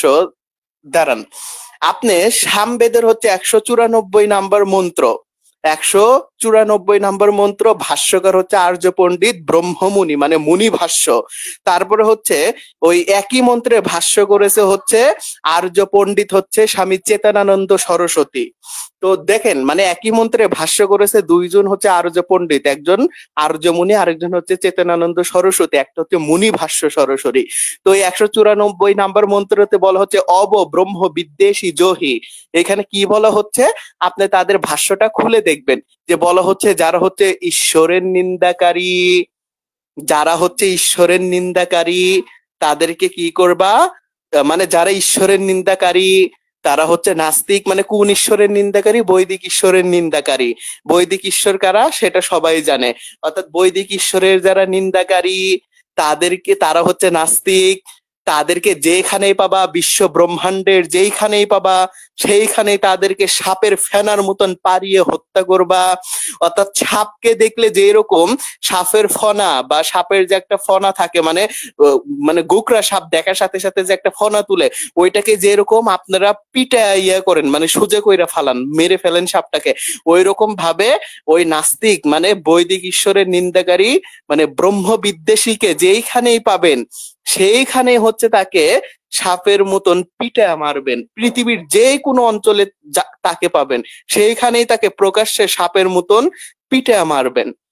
একটা দিলাম। এখন যদি আমরা যদি এই মন্ত্রের যদি মানে শাস্ত্র অনুযায়ী ভাষ্য করি, তাহলে আরো ভয়ঙ্কর হয়ে দাঁড়াবে ভাই। কারণ ব্রহ্ম শব্দ বেদাদি শাস্ত্রে অধিক অর্থে ব্যবহার হয়েছে। যেরকম ব্রহ্ম বই, ব্রাহ্মণ, মানে যারা হচ্ছে ব্রাহ্মণ নিন্দা করবে তাদেরকে হচ্ছে সাপের মতন পিটে আমারও। ব্রহ্ম বই যজ্ঞ, যারা হচ্ছে যজ্ঞের নিন্দা করবে তাদেরকে সাপের মতন পিটে আমারও। বেদ ও ব্রহ্ম ভবতী, অর্থাৎ যারা হচ্ছে বেদের নিন্দা করবে তাদেরকে হচ্ছে সাপের মতন পিটে আমারও। ব্রহ্ম বই যে ব্রহ্ম বই মানে ঋত্বিজ বা ব্রহ্ম বই যজমানও, অর্থাৎ যারা হচ্ছে যজ্ঞের যজমান, অর্থাৎ যারা হচ্ছে যজ্ঞ করে তাদেরকে যারা নিন্দা করবে তাদেরকে তোমরা সাপের মতন পিটে আমারও। মানে এরকম যদি বলতে থাকি বৈদিক শাস্ত্র অনুযায়ী যদি ভাষ্য করে করে, তাহলে আরো অর্থ আরো ভয়ঙ্কর দাঁড়াবে। যে যারা হচ্ছে ব্রাহ্মণদের নিন্দা করে, যারা হচ্ছে বেদের নিন্দা করে, যারা হচ্ছে যজ্ঞের নিন্দা করে, যারা হচ্ছে যজ্ঞকারী যজমানদের নিন্দা করে, তাদেরকে যেখানে পাবা সেইখানে সাপের মতন পিটে মারবা। ভাই এগুলো কেমন কথা? এখন যদি আমরা যদি আপনাকে আরেকটা ঋগ্বেদ থেকে শুধু একটা দেই, মানে মানে এত এত অমানবিকতা আছে, মানে বললে শেষ করা যাবে না। আর একটা মন্ত্রের মানে হিন্দুদের বেদের একটা বৈশিষ্ট্য হচ্ছে কি, একটা মন্ত্রী শাস্ত্র দ্বারা একাধিক অর্থ করতে পারবেন। যেরকম দেখেন ব্রহ্ম বিদ্বেষী জহি, এখানে ব্রহ্ম বিদ্বেষী মানে ব্রহ্ম প্লাস বিদ্বেষী, এখানে ব্রহ্ম শব্দের একাধিক অর্থ অনুযায়ী এই মন্ত্রে একাধিক ভাষ্য করা যায়। যেমন ব্রাহ্মণ নিন্দাকারীদের হত্যা করো, যজ্ঞ নিন্দাকারীদের হত্যা করো, বেদ নিন্দাকারীদের হত্যা করো, যজমানদের নিন্দাকারীদের হত্যা করো, তারপরে আমাদের ধন সম্পদের নিন্দাকারীদেরকে হত্যা করো। এরকম যদি দেখতে থাকেন মানে অনেক অর্থ করা যাবে শাস্ত্র অনুযায়ী, সবগুলো হচ্ছে শাস্ত্র সিদ্ধ। এখন আসেন আপনাকে শুধু মানে এটা তো দেখালাম সামবেদ থেকে, ঋগ্বেদ থেকে শুধু হচ্ছে একটা দেখাই, কারণ আমি প্রথমে বলেছি যে এতই আছে যেগুলো হচ্ছে বলে শেষ করা যাবে না। আর আপনি যদি ওদের বেদ যদি মনোযোগ সহকারে পড়েন, দেখবেন প্রতিটা বেদের প্রতিটা মন্ত্রতেই মানে হচ্ছে অমানবিকতা দিয়ে হচ্ছে ভরপুর।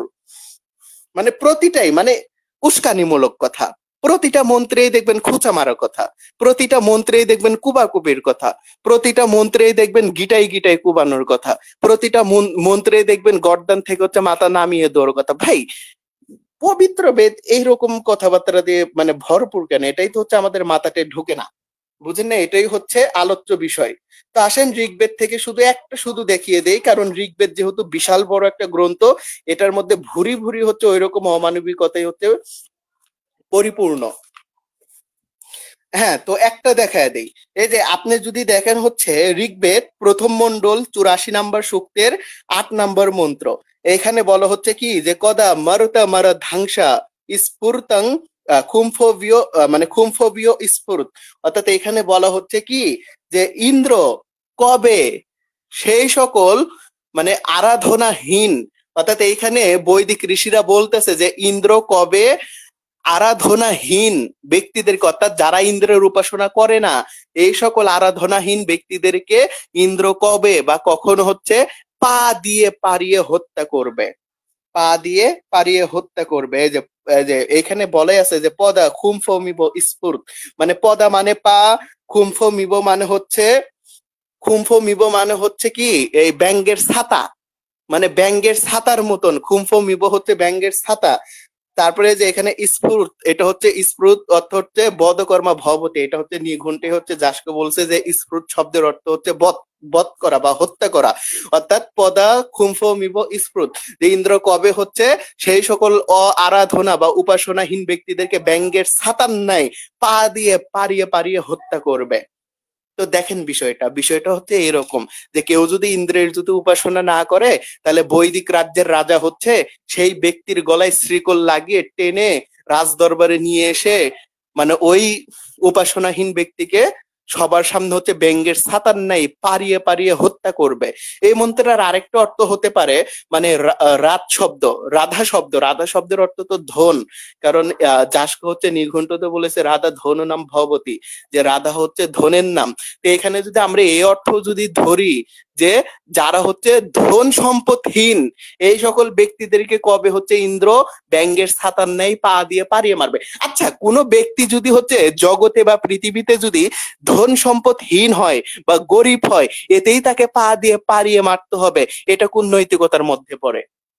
ভাই, বৈদিক রাজ্যের রাজা বা বৈদিক ঈশ্বরের তো আরো উচিত যে সেই গরিব ব্যক্তিকে ধন সম্পদ দিয়ে ধনী বানিয়ে দেওয়া, তা না করে সেই ধন সম্পদহীন মানে গরিব ব্যক্তিকে আরো পা দিয়ে পারিয়ে মারার কথা বলতেছে। অর্থাৎ বৈদিক রাজ্যে যেই সকল ব্যক্তিরা গরিব থাকবে, ধন সম্পদহীন থাকবে, অরাধা থাকবে, তাদেরকে কি করতে হবে? পা দিয়ে পারিয়ে মারতে হবে। ভাই, এটা কোন নৈতিকতার মধ্যে পড়ে? কারণ রাষ্ট্রের দায়িত্বেই তো হচ্ছে এইটা যে গরিব নাগরিককে হচ্ছে মানে স্বাবলম্বী হতে সাহায্য করা।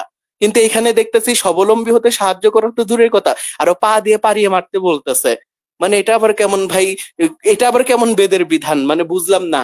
বেদের তো বলা উচিত ছিল যে বৈদিক রাজ্যের বা হিন্দু রাষ্ট্রের যে সকল ব্যক্তিরা গরিব থাকবে তাদেরকে হচ্ছে রাজ্য সরকার বা হচ্ছে রাজা হচ্ছে তাদেরকে ধন সম্পদ পরিপূর্ণ করে দিয়ে তাদেরকে ধনী বানিয়ে দিবে। কিন্তু তা না বলে বলতেছে কি, যারা ধন সম্পদহীন অরাধা তাদেরকে পা দিয়ে পারিয়ে হত্যা করতে হবে। কিভাবে পারাতে হবে? ব্যাঙ্গের ছাতার ন্যায়। অর্থাৎ ব্যাঙ্গের ছাতাকে পায়ের নিচে যেরকম ফেলে মানে পিষে ফেলেন, ওই রকম ভাবে তাদেরকে পিষে ফেলতে হবে।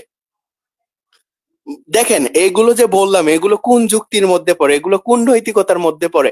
আসলে আমার জানার হচ্ছে মানে আসলে আমার বলার মতন কিছু নাই।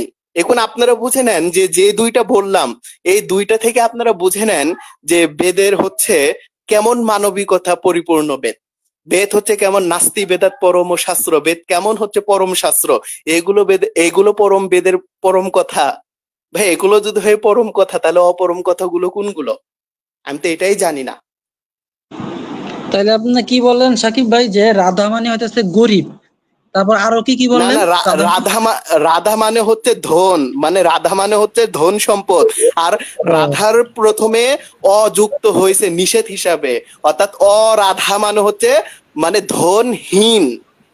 হ্যাঁ, তাহলে ধনহীন হইলো।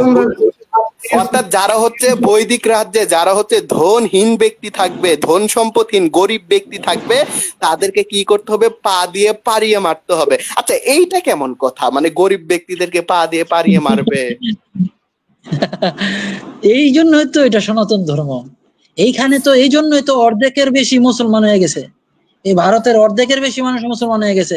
হিন্দু ধর্ম খাতরে মে হ্যাঁ, এই জন্যই তো এটা শুধু তো আর খাতরে মে যায় না, এটার মধ্যেই শস্যের মধ্যেই ভূত। এটা কি শুনাইলেন ভাই, যে গরিব মানুষকে পা দিয়ে পারিয়ে মেরে ফেলো, মানে এরকম একটা কথা? কি অবস্থা! আরে ভগবান যদি হয়ে থাকে তাহলে গরিব রে ধনী বানাই দে, তাহলে তো হয়ে গেল, মারতে হবে কেন? গরিব বলে কি মানুষ ওটাই না? তো বলতেছি না শালিম ভাই, আমি তো এটাই বলতেছি যে একটা রাষ্ট্রের হচ্ছে নীতিই থাকে যে রাজ্যের গরিব মানুষদেরকে স্বাবলম্বী করে রাজ্যকে কিভাবে উন্নত করা যায়। কিন্তু এখানে বৈদিক রাজ্যের মানে চিত্র দেখতেছি কি, স্বাবলম্বী করা তো দূরের কথা, তোমার রাজ্যে গরিব মানুষ থাকবে মানে তাকে পা দিয়ে পারিয়ে মারো। ভাই, এটা কেমন বিধান? তাইলে যে ওরা যাবার যে বলে গার্হস্থ্য করবে, তো এইরকম ধর্ম যদি এরকম হয় তাহলে আমি কিভাবে ভাই ঘর বাপসি হব বলেন তো? এইটা তো এই শুনলে তো মনে করেন যে কিরকম লাগে। ঘর বাপসিটা হবে কিভাবে ভাই? এত অসভ্যতা বর্বরতা যদি থাকে। হিন্দু ধর্মটাই তো পুরোটাই পর্ব, আর কিছুই না।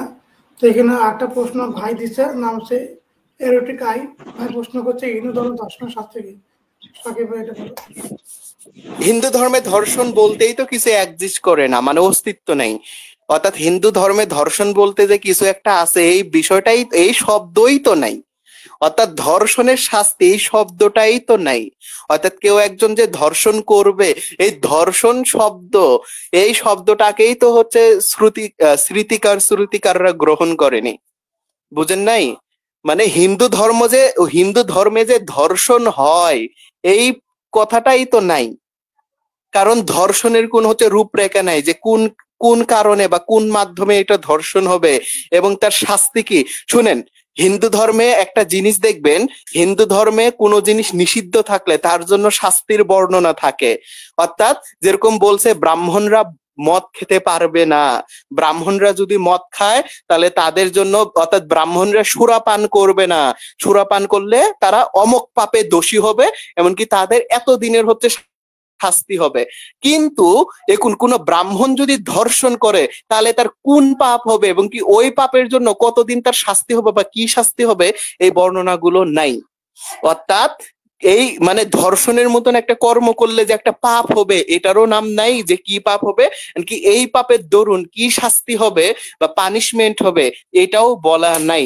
এখান থেকে বোঝা যায় যে হিন্দু ধর্মে ধর্ষণ বলতেই কিছু হচ্ছে মানে ইয়া করে না, মানে এক্সিস্ট করে না বা তার অস্তিত্ব নেই। ওই যে মনুসংহিতার মধ্যে পড়লাম যে যদি ধর্ষণ করে, এটা ধর্ষণ না, আপনি যেটা বললেন ধর্ষণ শব্দ না, মানে উঠাই নিয়ে ওই মাদক খাওয়ায় সেক্স করছে, জোরপূর্বক সেক্স করছে, তো এটা করলে নাকি ওই মানে বিবাহ দিয়ে দিতে হবে দুইজনকে। ভাই এটা তো ধর্ষণ না, এটা হচ্ছে বিবাহের 8 প্রকার বিবাহের মধ্যে এটা হচ্ছে একটা বিবাহের পন্থা।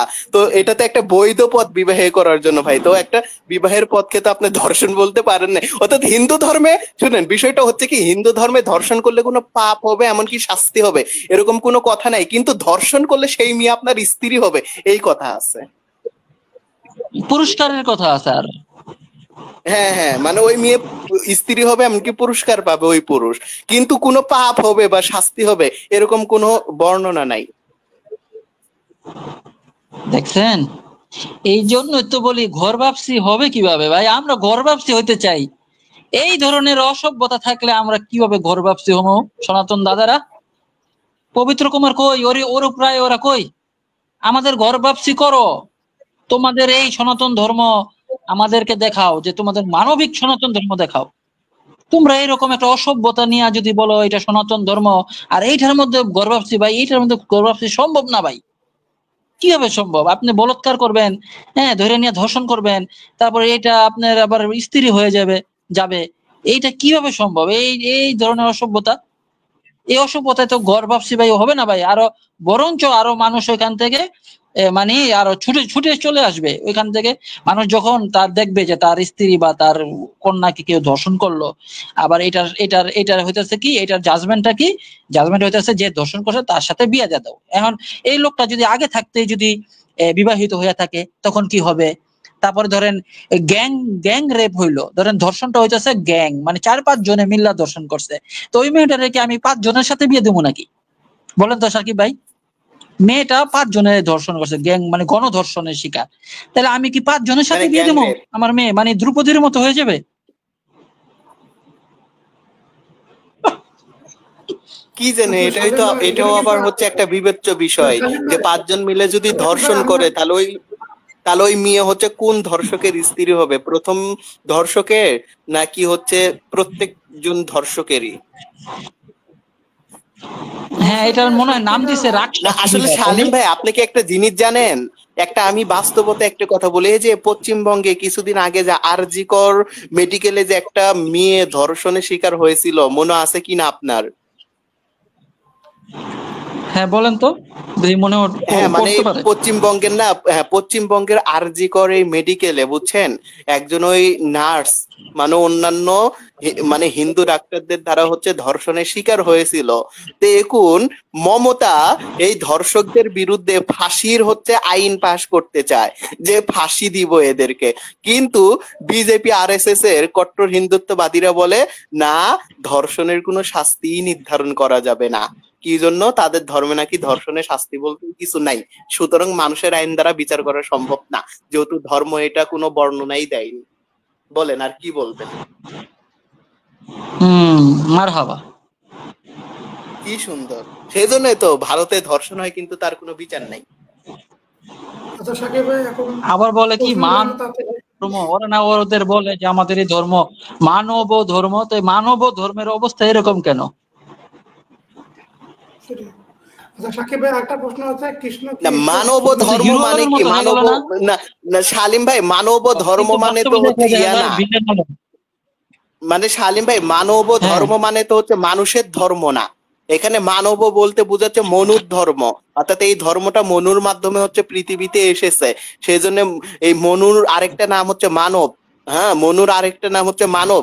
অর্থাৎ মানব ধর্ম মানে হচ্ছে এই মনুর প্রেরিত ধর্ম, অর্থাৎ মনুর আনিত ধর্ম, অর্থাৎ মনুর মাধ্যমে এই পৃথিবীতে ধর্ম এসেছে। আর এই ধর্মই হচ্ছে মানব ধর্ম, অর্থাৎ মনুর আনিত ধর্ম। ও আচ্ছা এখানে আচ্ছা, এটার মানব মিনিং ধর্ম এটা। মানে হচ্ছে মানুষের ধর্ম বা মানুষের জন্য ধর্ম, এটা বোঝায় না। বোঝায় মানব ধর্ম মানে হচ্ছে মনুরানিত ধর্ম। ওকে ওকে ওকে, দেখছেন এতদিন তো আমরা, ওরা আমাদের যেটা বুঝাইছে যে মানব ধর্ম মানে কি, এটা মানব অধিকার, এখানে মানুষ শান্তিতে থাকে বা মানুষের অধিকার নিয়ে বেঁচে থাকে, মানব ধর্ম এটা, এটা একটা মানবতার ধর্ম, এরকম মানে আমাকে বুঝাইতো। তো না, এটা তো দেখা এইখানে যেত প্রথম মনুর কথা ধর্ম। হচ্ছে, এখানে হচ্ছে হ্যাঁ, এখানে মানব, মানবটা হচ্ছে মানে সংস্কৃত শব্দ, এটা হচ্ছে এক বচন। হ্যাঁ, এইখানে হচ্ছে এক বচন শব্দ। আর শতপথ ব্রাহ্মণ বলছে মনু বই মানব, অর্থাৎ মনু নিজেই হচ্ছে সেই মানব। অর্থাৎ এক বচন যে মানব, একজন মানব, এই মানুষটাই হচ্ছে মনু। আর মানব ধর্ম মানে হচ্ছে মনুরানিত ধর্ম, অর্থাৎ মনু যেই ধর্ম নিয়ে এসেছে সেটাই হচ্ছে মানব ধর্ম। যেরকম আপনি কি জানেন শালিম ভাই, এই যে মনুর যে মনুস্মৃতি বা মনু সংহিতা, এটাকে কিন্তু মানব সংহিতা বলা হয় বা মানব ধর্মশাস্ত্র। কেন জানেন? মানব সংহিতা মানে হচ্ছে মনু সংহিতা, মানব ধর্মশাস্ত্র মানে হচ্ছে মনু ধর্মশাস্ত্র। ওকে ওকে ওকে, হ্যাঁ এখন ক্লিয়ার, আমার কাছে একদম ক্লিয়ার। মনু হ্যাঁ, সংহিতার একটা মানব নাম হইতেছে কিন্তু মনুর মানব আরেকটা নাম। সংহিতা। ও মানব সংহিতা, আচ্ছা হ্যাঁ, মানব আচ্ছা ধর্মশাস্ত্র বা আচ্ছা মানব আচ্ছা আচ্ছা, শাস্ত্র। এখন ক্লিয়ার। ভাই এখন প্রশ্নগুলো নিয়ে মানে বুঝেন নাই? সেই জন্য প্রশ্ন কোনো হিন্দু যদি এখন থেকে আপনার সামনে বলে যে আমাদের ধর্ম হচ্ছে মানব ধর্ম, বলবেন দূর ভাই, এটা তো হচ্ছে মনুরানিত ধর্ম, এটা আবার নতুন কি? মানব তো এটা মনুর নাম, যে মনু এই মনু সংহিতা লিখছে, এই মনুর হইতেছে একটা নাম হইতেছে মানব। হুম হুম। হ্যাঁ, ডিবেটর হাবিব ভাই, আপনি এখন কি কথা যেন শুনতে পারেন? বললেন? হ্যাঁ আমি যেটা বলতেছিলাম ভাই, আমাদের প্রায় 1 ঘন্টার মতো হয়েছে, প্রশ্নগুলো আমরা তাড়াতাড়ি উত্তর দিলে ভালো হয়। ঠিক আছে, আমরা বিস্তারিত আলোচনা না করলে ভালো হয় আর কি। একবার প্রশ্ন হচ্ছে অগ্নিবীরে যে কৃষ্ণকে ঈশ্বর, আর্যরা কৃষ্ণকে যোগেশ্বর মনে করে, তবে ঈশ্বর বলে না কেন? এটা প্রশ্ন হচ্ছে। ভাই শুনেন, প্রথম কথা হচ্ছে কি অগ্নিবীরী ভাই, প্রথম কথা হচ্ছে কি শুনেন, এখানে হচ্ছে দুইটা প্রশ্ন, দুইটাই হচ্ছে গুরুত্বপূর্ণ দিক প্রশ্নের। প্রথম কথা হচ্ছে শ্রীকৃষ্ণ তিনি কি ঈশ্বর? আসলে ভাই শ্রীকৃষ্ণ ঈশ্বর কি ঈশ্বর না, এই প্রশ্নটা আসলে আমাদের কাছে করা উচিত না। যেহেতু আমরা ওদের ধর্ম, ওদেরকে মানে শ্রীকৃষ্ণকে ঈশ্বর মানা তো দূরের কথা, আমরা ওই ধর্মকেই বিশ্বাস করি না। সেই কারণে সে ঈশ্বর হলেও কিছু না আর না হলেও কিছু না। সুতরাং শ্রীকৃষ্ণকে যারা মানে ঈশ্বর হিসাবে, পূজ্য হিসাবে পুজো করে বা উপাসনা করে, আপনার উচিত হচ্ছে তাদের কাছে গিয়ে এই প্রশ্নটা করা। বোঝেন নাই? এখন কোন ব্যক্তি, এখন কোন হিন্দুর কাছে গিয়ে যদি প্রশ্ন করেন যে আল্লাহ কি ভগবান বা আল্লাহ কি হচ্ছে গড, সে কিন্তু এই প্রশ্নটা এড়িয়ে যাবে, কারণ সে আল্লাহকে মানেও না, ইসলামকেও মানে না। সুতরাং এই প্রশ্নটা তার কাছে হচ্ছে অহেতুক। ওই রকম ভাবে এই প্রশ্নটা আমাদের কাছে হচ্ছে অহেতুক। কিন্তু প্রশ্ন যেহেতু করেছেন সেহেতু দেই। আসলে শাস্ত্রের মধ্যে দ্বন্দ্ব থাকতেও পারে, মানে মতভেদ থাকতেও পারে, কারণ আর্যরা প্রমাণ দেখানোর চেষ্টা করে যে কৃষ্ণ হচ্ছে ঈশ্বর না, কিন্তু ওই একই শাস্ত্র থেকে হচ্ছে পুরাণিকগণ, অর্থাৎ যারা হচ্ছে ভগবান শ্রীকৃষ্ণকে ঈশ্বর মানে, তারাও প্রমাণ দেয় শ্রীকৃষ্ণ হচ্ছে ঈশ্বর। সুতরাং এটা হচ্ছে একটা মতবিরোধ একটা বিষয়। সুতরাং আমরা যদি রেফারেন্স দিতে পারি, যেহেতু অধিক সংখ্যক হচ্ছে পুরাণিকগণ হচ্ছে শ্রীকৃষ্ণকে ঈশ্বর মানে, সেই ক্ষেত্রে আমরা রেফারেন্স দিতে পারি শ্রীকৃষ্ণের ঈশ্বর হওয়ার পক্ষে। যেরকম আপনি যদি গীতা, শ্রীমদ্ ভাগবত গীতা দেখেন, শ্রীমদ্ ভাগবত গীতার 11 নম্বর অধ্যায়ে 3 নম্বর শ্লোকে সুস্পষ্ট ভাবে হচ্ছে অর্জুন হচ্ছে এই কৃষ্ণকে হচ্ছে পরমেশ্বর ভগবান বলেছে, পরমেশ্বর ভগবান। আর এটা আমার কথা না, এটা যদি অনুবাদও দেখেন, আর্য সমাজের অনুবাদ, যেরকম পণ্ডিত ব্রহ্মমুনি পণ্ডিত আর্যমুনি, অর্থাৎ আর্য পণ্ডিত আর্যমুনিরও যদি হচ্ছে অনুবাদ দেখেন বা ভাষ্য দেখেন, গীতা 1:11 হচ্ছে 3, এখানে দেখতে পারবেন অর্জুন হচ্ছে এই কৃষ্ণকে হচ্ছে পরমেশ্বর বলে সম্বোধন করেছে, অর্থাৎ হে পরমেশ্বর আপনি নিজেকে ব্লা ব্লা ব্লা। আবার যদি আবার ওই 11 নম্বর অধ্যায় থেকে হচ্ছে প্রমাণ দিচ্ছি যে 11 নম্বর অধ্যায়ের যদি 16 নম্বর ভার্সটা দেখেন, ওইখানে কৃষ্ণকে হচ্ছে মানে বলা হচ্ছে, মানে এখানে বললো পরমেশ্বর, ওইখানে বললো মানে বিশ্বেশ্বর অর্থাৎ জগতের ঈশ্বর, অর্থাৎ বলতেছে পশ্যামি, মানে অর্জুন এখানে এরকম ভাবে বলতেছে, অনুবাদটা আর্যমুনির অনুবাদ দেখে নিবেন, মানে আর্য পণ্ডিতের অনুবাদ। ওইখানে অর্জুন বলতেছে পশ্যামি অর্থাৎ আমি দেখেছি, বিশ্বেশ্বর জগতের ঈশ্বরের বিশ্বরূপম অর্থাৎ বিশ্বরূপ, অর্থাৎ অর্জুন এখানে বলতেছে আমি দেখেছি বা প্রত্যক্ষ করেছি জগতের সৃষ্টিকর্তা বা জগতের হচ্ছে মানে জগদীশ্বর বা ঈশ্বরের হচ্ছে বিশ্বরূপ। অর্থাৎ এখানে হচ্ছে অর্জুন হচ্ছে কৃষ্ণকে ঈশ্বর বলে সম্বোধন করেছে, অর্থাৎ গীতার 11 নম্বর অধ্যায়ে 2 বার হচ্ছে অর্জুন হচ্ছে ইয়াকে মানে কৃষ্ণকে ঈশ্বর বলেছে। 11 হচ্ছে 3, এখানে বললো যে পরমেশ্বর তব আত্মাম পরমেশ্বর, যে আপনি মানে আপনি হে পরমেশ্বর আপনি নিজেকে ব্লা ব্লা ব্লা, মানে অনেক কথা বলছে। তারপরে 11-16 এসে কি বললো, মানে পশ্যামি বিশ্বেশ্বর বিশ্বরূপম, যে হে জগতীশ্বর আমি আপনার বিশ্বরূপ দর্শন করেছি বা দেখেছি। তো বিষয়টা হচ্ছে এরকম। এখন আমরা শুধু রেফারেন্স দিয়ে গেলাম, কিন্তু আমাদের বিশ্বাস নেই যে কৃষ্ণ আসলে ঈশ্বর নাকি ঈশ্বর না, ওইটা হচ্ছে আর্য এবং পুরাণিকদের একটা বিষয়, তারা এটা সিদ্ধান্ত করে নিবে। এখন আসেন দ্বিতীয় নাম্বার, যে আর্যরা কৃষ্ণকে যোগেশ্বর মনে করে। তবে বলা আসলে ভাই যোগেশ্বর মানে কি? যোগেশ্বর মানে হচ্ছে যোগের হচ্ছে ঈশ্বর, যোগের হচ্ছে ঈশ্বর, অর্থাৎ সমস্ত পৃথিবীতে সমস্ত যে যোগীরা আছে যারা যোগ সাধনা করে সকলের যিনি ঈশ্বর তাকে হচ্ছে যোগেশ্বর বলা হয়। এটা হচ্ছে পুরাণিকদের যুক্তি, আমরা পুরাণিকদের যুক্তি হচ্ছে নকল করলাম। সুতরাং যোগেশ্বর মানেও যদি হয়, কৃষ্ণ যদি নিজেকে যোগেশ্বরও বলে, যোগ শব্দের কিন্তু একটা অর্থ আছে, কৃষ্ণ কিন্তু যোগ শব্দের একটা অর্থ বলছে, ওই অর্থ অনুযায়ী যদি হচ্ছে আপনি যোগেশ্বর ধরেন তাও কৃষ্ণকে ঈশ্বর প্রমাণ করা যায়। কারণ যোগেশ্বর মানে যে মানুষ এটা বোঝাচ্ছে না, মানে যোগের ঈশ্বর। বরং এখানে যোগেশ্বর বলতে পুরাণিকদের ভাষ্য অনুসারে যোগেশ্বর বলতে পৃথিবীতে যত যোগী আছে সকলের যিনি ঈশ্বর, সকলের যিনি ঈশ্বর তিনি হচ্ছেন যোগেশ্বর। যেরকম বিশ্বেশ্বর অর্থাৎ বিশ্বের যিনি ঈশ্বর তিনি হচ্ছেন জগৎ ঈশ্বর বা বিশ্বেশ্বর, সেই রকম পৃথিবীতে যত যোগী আছে সকলের ঈশ্বর, সেজন্য তিনি যোগেশ্বর। এটাই বোঝায়, এটাই হচ্ছে পুরাণিকদের বক্তব্য। এতে আমাদের কোনো বক্তব্য তালি জোড়ার কোনো বিষয় নাই, যেহেতু আমরা সনাতন ধর্মকেও বিশ্বাস করি না। কৃষ্ণ যে ঈশ্বর এটা তো বিশ্বাস করা দূরের কথা, কৃষ্ণ যে ইতিহাসে ছিল এটাই তো আমরা মানি না। জি ধন্যবাদ।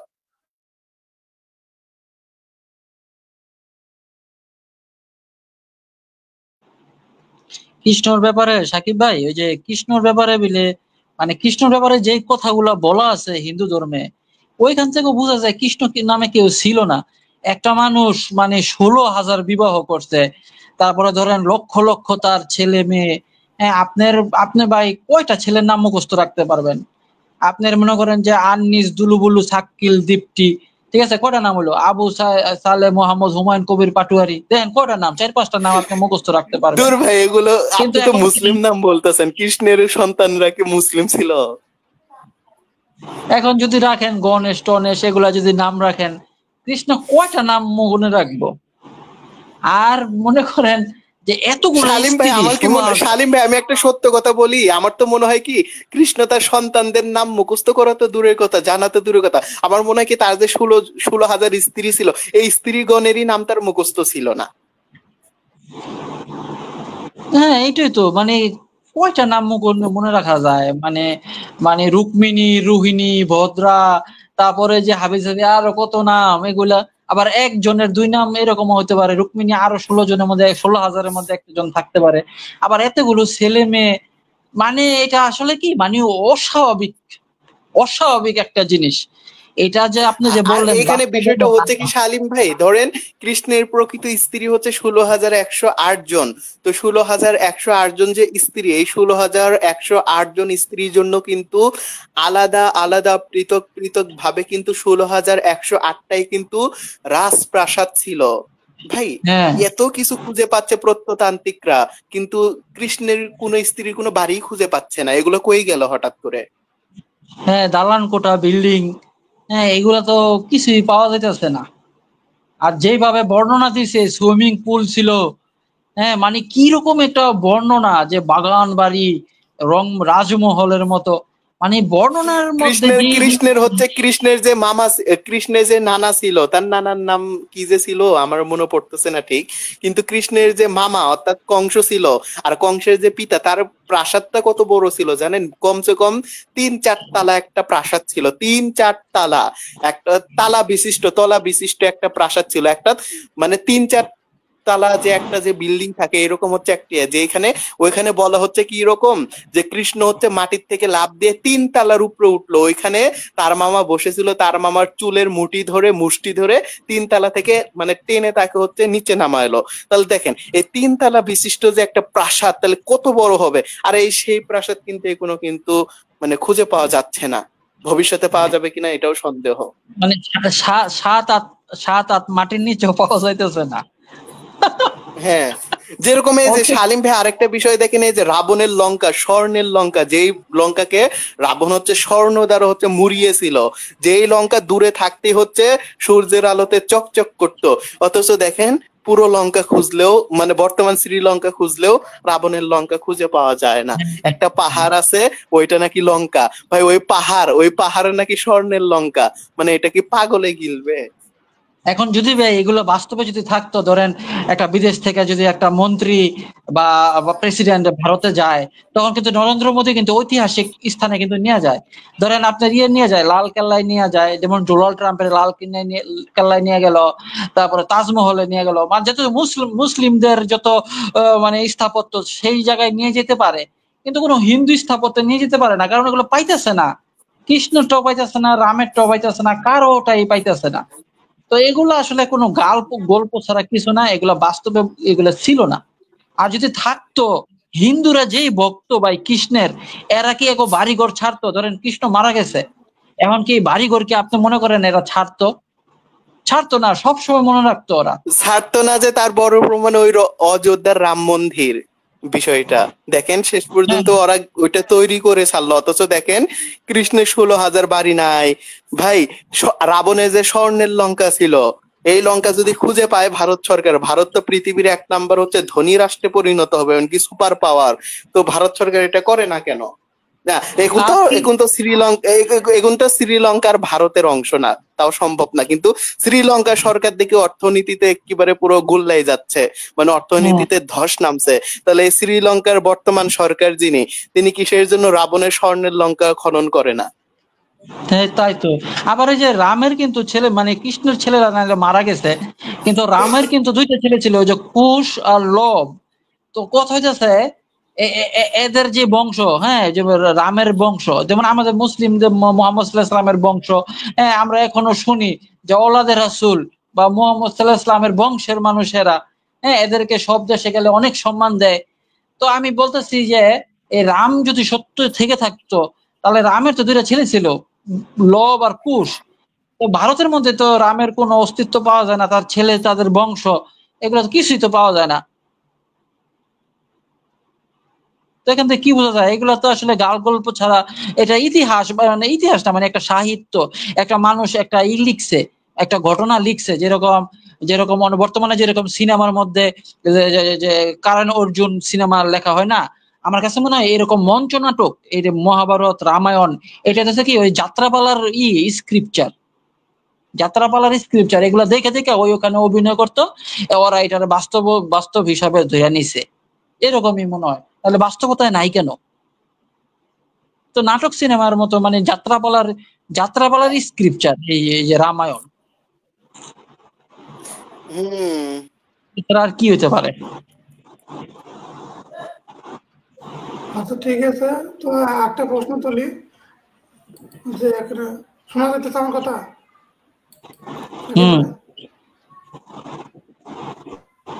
আচ্ছা, খ্রিস্টানদের এত দল কেন? যিশুর সময় কি দল, মানে যিশুর সময় কি একটি দল ছিল, মানে প্রকৃত খ্রিস্টান? প্রশ্ন করছে এটা। আচ্ছা, সাকিব ভাই বলেন, তারপর আমি একটু অ্যাড করবো মনে, আপনি বলেন, উত্তরটা দেন। কি কি? ওই যে একটা প্রশ্ন, এটা একটু উত্তরটা দেন, পরে আমি আবার একটু অ্যাড করবো না, আমি একটু করতেছি তো, পানি খাইতেছি, আপনি একটু বলেন। আচ্ছা আচ্ছা আচ্ছা আচ্ছা, আমি প্রশ্নটা এইমাত্রই দেখলাম। আচ্ছা, আমি জবাব দিচ্ছি, কোনো সমস্যা নেই।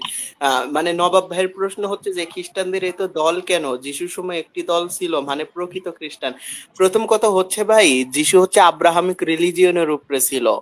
হ্যাঁ, যেটা হচ্ছে যেই ধর্ম, যে প্রথম কথা হচ্ছে শুনেন, প্রথম কথা হচ্ছে যিশুর মানে প্রকৃত খ্রিস্টান বলতে কিছু নাই, এটা হচ্ছে একটা মিথ্যা কথা। প্রকৃত খ্রিস্টান বলতে কিছু নাই, এটা হচ্ছে একটা মিথ্যা কথা।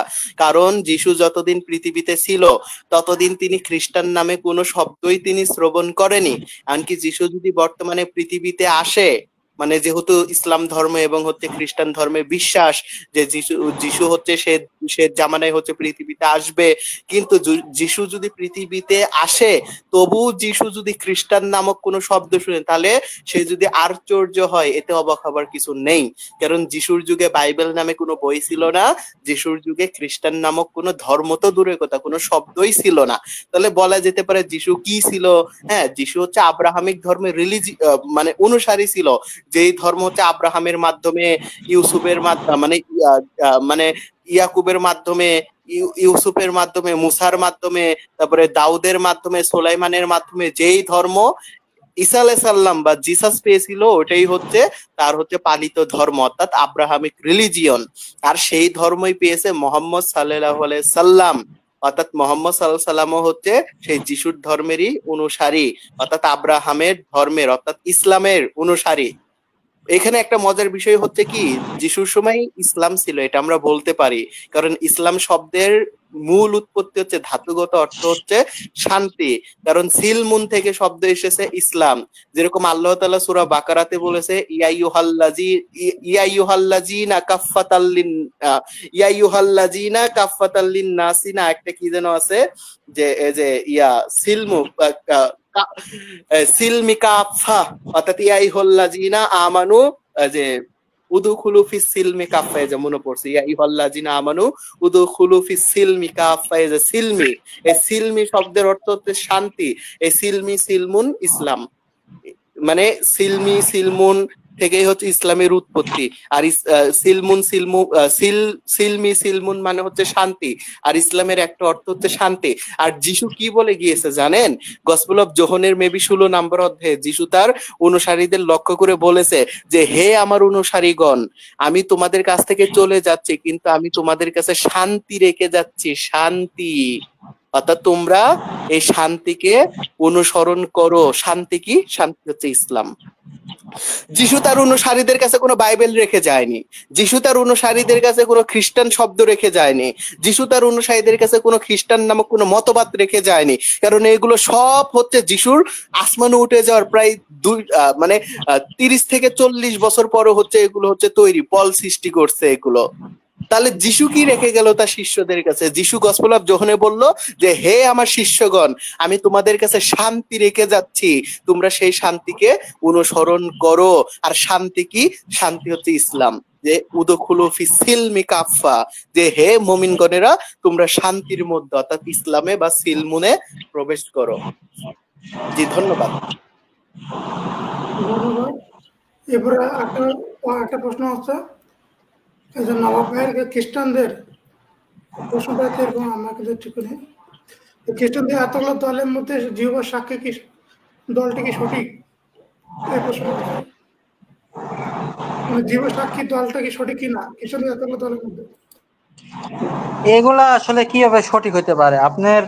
আপনার ওদের মধ্যে একটা জিনিস কি, মানে পার্থক্য আছে, আবার ইও আছে, মানে সাদৃশ্য আছে। যেরকম যে জিহোবার সাক্ষী যেটা বলছেন, এটা হচ্ছে কি, এরা হচ্ছে এক ঈশ্বরে বিশ্বাস করে, এক ঈশ্বরে বিশ্বাস করে, আর যিশুকে এরা ঈশ্বর মানে না। হ্যাঁ, এইখান দিয়ে ঠিক আছে, যারা যিশুকে ঈশ্বর মানে না আর এক ঈশ্বরে বিশ্বাসী, এটা ঠিক আছে।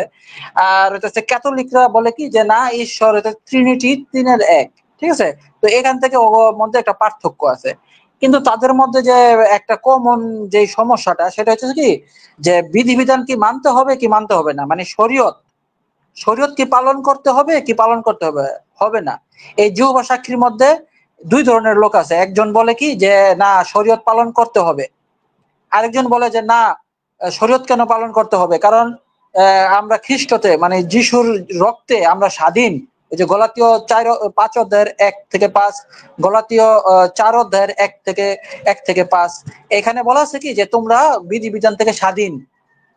আবার যিশু বলতেছে যে না আপনার যে মথি 5 অধ্যায়ের 17 থেকে 19, যিশু বলতেছে না আমি বাতিল করতে আসিনি, আমি পুরাতন নিয়ম কোনো কিছু বাতিল করতে আসিনি। কেউ যদি নিয়ম কানুন না মানে এবং অপরকে না মানতে শিক্ষা দেয়, সে স্বর্গের রাজ্যে প্রবেশ করবে না, তুচ্ছ বলে গণ্য হবে। তো এখান থেকে কি সমস্যা হয়ে যাচ্ছে কি, মানে কে কতটা মানে। কেউ যদি একটু পৌলের বেশি প্রাধান্য দেয়, আবার কেউ একটু যিশুরে বেশি প্রাধান্য দেয়। যারা যিশুর একটু বেশি প্রাধান্য দেয় তারা ওই বিধান মানে শরীয়তপন্থী বলা হয় আর কি। ওরা বলে কি যে শরীয়তপন্থী আলেম। আবার ওরা বলে কি যে না আমরা শরীয়ত পালন করি না, আমরা স্বাধীন। তো জিহোবা সাক্ষী, ক্যাথলিক এরা কি এক? হ্যাঁ, এরা অনেক দিক থেকে এক, আবার অনেক দিক থেকে ওদের মিলেও না। যেরকম ধরেন কোনটা মিলে আমি আপনাদেরকে বলে দেই। আপনার যত রকমের খ্রিস্টানি পৃথিবীতে আছে সবাই বিশ্বাস করে যে যিশু ক্রুসের মধ্যে বলিদান হয়েছেন এবং যিশুর রক্ত খেতে হবে, যিশুর মাংস খেতে হবে। এই ক্ষেত্রে সবাই ওদের বিশ্বাস সবারই এক। আমি তো রেফারেন্সটা দিয়ে দেই, আপনারা যে যোহন 6 অধ্যায় পড়েন, যোহন 6 অধ্যায় 53 থেকে একেবারে 54, 55, 56 এগুলো পড়বেন, দেখবেন ওইখানে যিশু বলতেছে যে তোমরা আমার রক্ত খাও, তোমরা আমার মাংস খাও।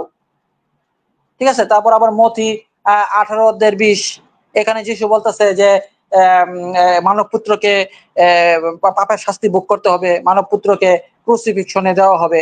এগুলো তোমরা যদি বিশ্বাস করো তাহলে তোমাদের পাপের ক্ষমা হবে। আপনারা যদি আবার পড়েন যে মথি 26 অধ্যায়ের 28, 29, তো এখানে কি ওদের সবারই একটা কমন জিনিস আছে। সবাই বিশ্বাস করে যে যিশু ক্রসের মধ্যে তাদের পাপ ক্ষমার জন্য বলিদান হয়েছেন। এখন থেকে তাদের আর কোনো পশু কুরবানির দরকার নেই। যেমন পশু কুরবানির দরকার নেই কোথায় আছে, হিব্রু 10 অধ্যায়ের 18, যে তোমাদের আর কোনো পশু কুরবানির দরকার নেই, যিশুর বলিদান হইতেছে অন্তিম বলিদান। তো এটা সবাই মানে, এই জিনিসটা সবার মধ্যে কমন। কিন্তু সমস্যা হইতেছে গিয়া যে শরীয়ত পালন করতে হবে কি হবে না, এইটাই হইতেছে মূল প্রবলেম। যিশু ঈশ্বর কি ঈশ্বর না, এই জিহোবারা যিশুকে ঈশ্বর মানে না। কিন্তু আবার যেটা ক্যাথলিক আছে, প্রোটেস্ট্যান্ট আছে, প্রোটেস্ট্যান্টরা আবার বিভিন্ন রকমের ভণ্ড। ওরা একজন বলে যে না যিশু ঈশ্বর না, আরেকজন বলে যিশু ঈশ্বর। আসলে কি এখানে ঘটনা হইতেছে কি যে এটা কেন এরকম মিক্সিং হইতেছে কেন? এই যে আপনার পোল বলছে যেখানে যেরকম সেখানে তেমন হও। ধরেন জিহোবার সাক্ষীরা তারা বলে কি যে না ঈশ্বর যিশু ঈশ্বর না, কিন্তু ক্যাথলিকরাই আবার কি করবে, ওই জিহোবার সাক্ষীদেরকে জয় করার জন্য তারা কি করবে, নিজেরাই ওই ইয়ের মতো ওই মানে জিহোবা সাক্ষীরা যে ধরনের পোশাক পরে ওই রকম পোশাক পরবে, তারপরে দাড়ি রাখে ওই রকম দাড়ি রাখবে, রেখে গিয়ে ওইখানে গিয়ে বলবে যে না আমরা জিহোবা সাক্ষী, আমরা যিশুকে ঈশ্বর মানি। এরকমই বন্ডামি ওরা করে। মানে যে যেখানে যেরকম ওইখানে গিয়ে ওই রকম হয়ে যাও, ওইখানে গিয়ে তাদেরকে জয় করো। এটা বলা আছে প্রথম করন্থীয় 15 অধ্যায়ের প্রথম করন্থীয় 9 অধ্যায়ের 19 থেকে 23, যে যেখানে যেরকম সেখানে সেরকম হয়ে যাও। তো আপনি মানে যে যে কট্টর মানে খ্রিস্টিয়ান তাকে জয় করার জন্য ওই ক্যাথলিকরা কি করে, ওই রকম হয়ে গিয়া তাদেরকে জয় করার জন্য তাদের মধ্যে একটা বেজাল লাগাই দেয়। তারা যেটা মানে না তাদের উপরে ওইটা চাপাই দেয়। তো তাদের মধ্যে অনেক মিল আছে, আবার অনেক প্রবলেমও আছে। হ্যাঁ, ধন্যবাদ।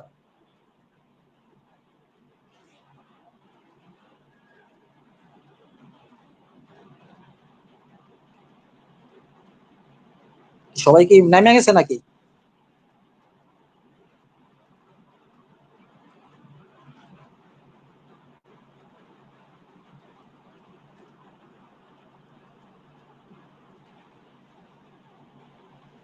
তো আমি তো অ্যাডমিন নাই, আমি তো অফ করতে পারবো না। আপনি ইয়ে কই, হাবিব ভাই কই, আপনি আসেন।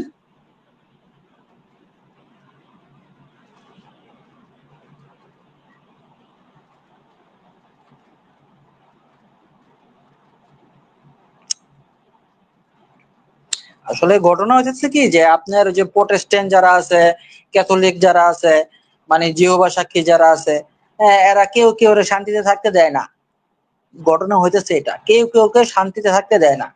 আপনার আপনার যে একটা প্রোটেস্ট্যান্ট, আপনি বলবেন যে না আমি বিধিবিধান মানি, আমি খাতনা করব, হ্যাঁ আমি খাতনা করব, আমি আমি রোজা রাখবো, হ্যাঁ আপনি যদি এরকম একটা স্ট্যান্ডার্ড তৈরি করেন, হ্যাঁ এবং আপনি যদি দাড়ি রাখেন, হ্যাঁ আসছেন, হ্যাঁ বলেন। এটাই আর কি। তো এখানে আরো প্রশ্ন ছিল, শেষ প্রশ্নটা হিসেবে নেবো, কারণ আর প্রশ্ন নেবো না, কারণ প্রায় 1 ঘন্টা পার হয়েছে, 30 মিনিট হয়েছে। শেষ প্রশ্ন হচ্ছে মারিয়া ইসলাম তানিয়া বোন প্রশ্ন করছে, ভাইয়া বৌদ্ধ ধর্ম ওরা কি নাস্তিক? নাস্তিক হলে তাদের ত্রিপিটক স্বর্গের কথা বলা যায় কেন? এটা বলছে। তো আমি একটু কনসেপ্টটা বলি, এরপরে নাজমুল সাকিব ভাই ইনশাল্লাহ বলবেন। ত্রিপিটকের যেটা কনসেপ্ট, যেটা দেখা যাচ্ছে, ত্রিপিটক অনুযায়ী বৌদ্ধ ধর্ম আস্তিক্যবাদের পক্ষে সাক্ষী দেয়, ঠিক আছে। কিন্তু আমরা যদি আবার ধর্মপদ নামে একটা আলাদা খণ্ড আছে, ওখানে আবার প্রমাণ করতেছে যে বৌদ্ধ হচ্ছে নাস্তিক, এবং সেখানে মানে নাস্তিকতাকে প্রাধান্য দিচ্ছে। কিন্তু ত্রিপিটকে আবার ত্রিপিটক দেখলে আবার বোঝা যাচ্ছে বৌদ্ধ ধর্ম হচ্ছে আস্তিক ধর্ম। সেখানে পরমেশ্বর ব্রহ্মার কথা উল্লেখ করা আছে, যে ব্রহ্মা সরাসরি গৌতম বুদ্ধের সামনে আসে দেখা করছে, এবং সেখানে স্বর্গ কথা বলা আছে, অপ্সরা কথাও বলা আছে, ঠিক আছে। এটা বৌদ্ধ ধর্মের ত্রিপিটকের কনসেপ্ট। এবং বৌদ্ধ ধর্মের ভিতরে আরেক সন্ন্যাসী যারা আছে, যারা মনে করে যে না, যে ত্রিপিটক সঠিক নয়, ত্রিপিটক হচ্ছে প্রক্ষিপ্ত, বাতিল হইতে পারে, তাদের ধারণা। তারা নাস্তিকবাদী বিশেষ হিসেবে তারা বলে যে ধর্মপদের কথা, ধর্মপদ অনুযায়ী তারা দাবি করে যে গৌতম বুদ্ধ ছিল নাস্তিক, সুতরাং সেখানে স্বর্গ নরকের প্রশ্ন আসতেই পারে না। এটা হচ্ছে বৌদ্ধ ধর্মের মানে পরস্পর বিরোধী কনসেপ্ট বা ধারণা। এটা আমাদের বাকিরুল নাজর সাকিব ভাই বলে। সাকিব ভাই আপনি বলেন।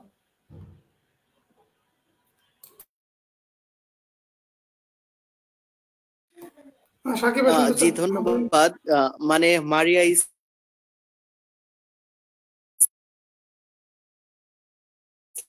ইসলাম হচ্ছে যে ভাইয়া বৌদ্ধ ধর্ম ওরা কি নাস্তিক? নাস্তিক হলে তাদের আসলে মারিয়া ইসলাম আসলে এখানে একটা প্রশ্ন হচ্ছে কি, মজাদার একটা প্রশ্ন লুকিয়ে আছে প্রশ্নের পিছনে।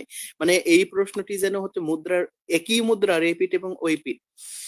প্রথম কথা হচ্ছে, আপনি যেই জিনিস দিয়ে নাস্তিক, আপনি যে নাস্তিক বুঝতেছেন, বৌদ্ধরা কি আদৌ কি সেই নাস্তিক? বৌদ্ধরা মানে বৌদ্ধ, আপনার প্রশ্নের পিছনে আরো কিছু প্রশ্ন ঘুরপাক খাচ্ছে। যেরকম আমরা যে নাস্তিক মনে করতে চাচ্ছি, বৌদ্ধরা কি আদৌ কি সেই নাস্তিক? এটা হচ্ছে প্রথম প্রশ্ন। বৌদ্ধদেরকে নাস্তিক সর্বপ্রথম কারা বলেছে? দ্বিতীয় প্রশ্ন, কেন তারা সেই নাস্তিকের মধ্যে পড়েছে? এরকম অনেক প্রশ্ন মনে করেন যে দাঁড়িয়ে যাবে। প্রথম কথা হচ্ছে, আমরা বৌদ্ধদেরকে যেরকম নাস্তিক মনে করি বর্তমান সময়ে, যে ঈশ্বর বিশ্বাস করে না, কোনো ধর্মে বিশ্বাস করে না, কোনো নীতি নৈতিকতাতে বিশ্বাস করে না, বৌদ্ধরা মোটেও তেমন না। বৌদ্ধরা মোটেও তেমন না। সুতরাং বর্তমানে নাস্তিকতার সংজ্ঞা অনুযায়ী বৌদ্ধরা নাস্তিকতার মধ্যে পড়ে না। তাহলে প্রশ্ন আসতে পারে যে বৌদ্ধরা তাহলে কেমন নাস্তিক? কেমন নাস্তিক জানবেন? তাহলে মনুসংহিতার 2 নম্বর অধ্যায়ের 11 নম্বর শ্লোক খুলুন।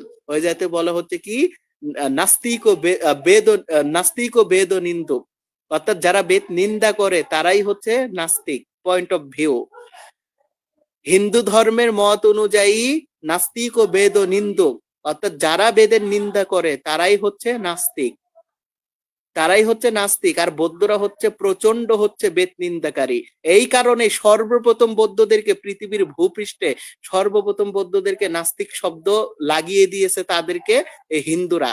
কারণ এই বৌদ্ধরা ছিল হচ্ছে কঠোর হচ্ছে বেদ বিরোধী, কঠোর হচ্ছে বেদের নিন্দাকারী, কঠোর হচ্ছে বেদের হচ্ছে বিধিবিধানের নিন্দাকারী। বেদ যেখানে প্রতিটি অগ্নিযজ্ঞে পশু হত্যা করার মতন অহিংসা কর্ম করতে বলে, সেখানে বৌদ্ধরা কঠোরভাবে পশু হত্যার বিরুদ্ধে অবস্থান নিয়েছিল।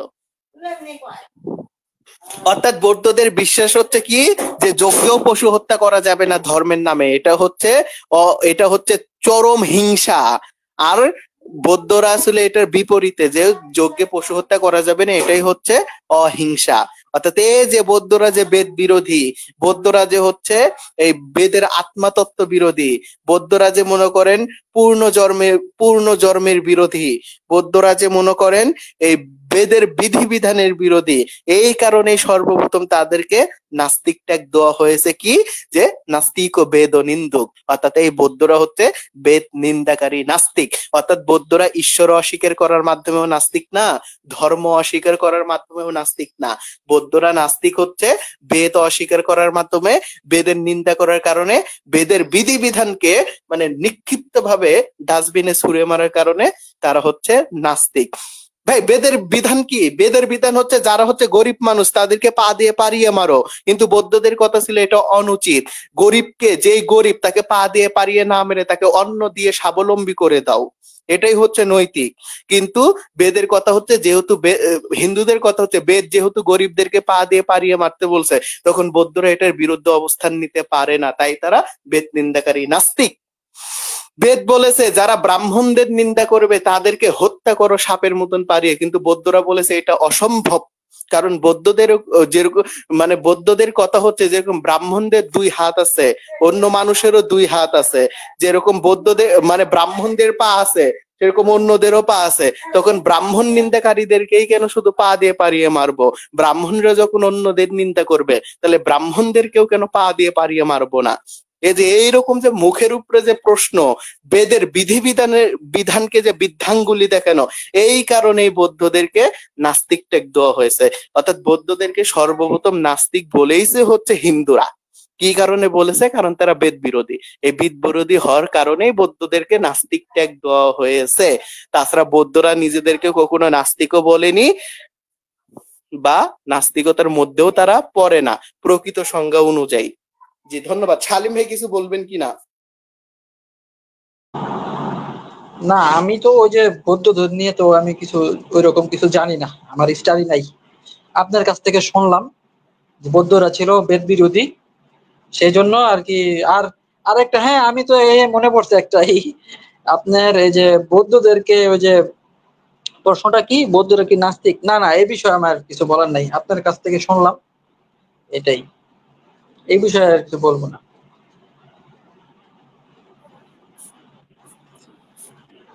হ্যাঁ হ্যাঁ, না এইটাই বুঝেন নাই, মানে বৌদ্ধদেরকে আমরা যেই দৃষ্টিতে নাস্তিক বলতেছি, আমি প্রথমেই সেই জন্য বলেছি যে আমরা নাস্তিকতা বলতে যেটা বুঝি ওই মানটা অনুযায়ী কি বৌদ্ধরা কি নাস্তিক? বিষয় হচ্ছে না। বিষয় হচ্ছে না, আপনি কি জানেন প্রশ্নকর্তা মারিয়া ইসলাম, আপনি কি জানেন হিন্দু ধর্ম অনুযায়ী আপনিও একজন কুখ্যাত নাস্তিক? কারণ আপনি বেদ নিন্দাকারী, বৈদিক ঈশ্বরের উপাসনা করেন না, ব্রাহ্মণদের আপনি ব্রাহ্মণত্ব মানেন না, অগ্নিহোত্র আদি যজ্ঞ আদি করেন না, এই কারণে আপনি নাস্তিক। যেই কারণে বৌদ্ধরাও নাস্তিক হয়েছে হিন্দুদের দৃষ্টিতে, ওই কারণে আপনি নিজেও একজন নাস্তিক বৌদ্ধদের দৃষ্টিতে, মুসলিম হওয়ার পরেও। অথচ আপনি আল্লাহকে বিশ্বাস করেন, মানে জান্নাত জাহান্নাম আদি বিশ্বাস করেন, কর্মফলে বিশ্বাস করেন, বিচার দিবসে বিশ্বাস করেন, তারপরেও আপনি নাস্তিক। কি কারণে? কারণ আপনি বেদ মানেন না। আর নাস্তিক ও বেদ নিন্দুকাহা, যে যারাই বেদ অস্বীকার করবে, বেদ অমান্য করবে, বেদের নিন্দা করবে, বেদকে অহেতুক যুক্তি তর্ক দিয়ে খণ্ডন করতে চাইবে, তারাই হচ্ছে নাস্তিক। হ্যাঁ,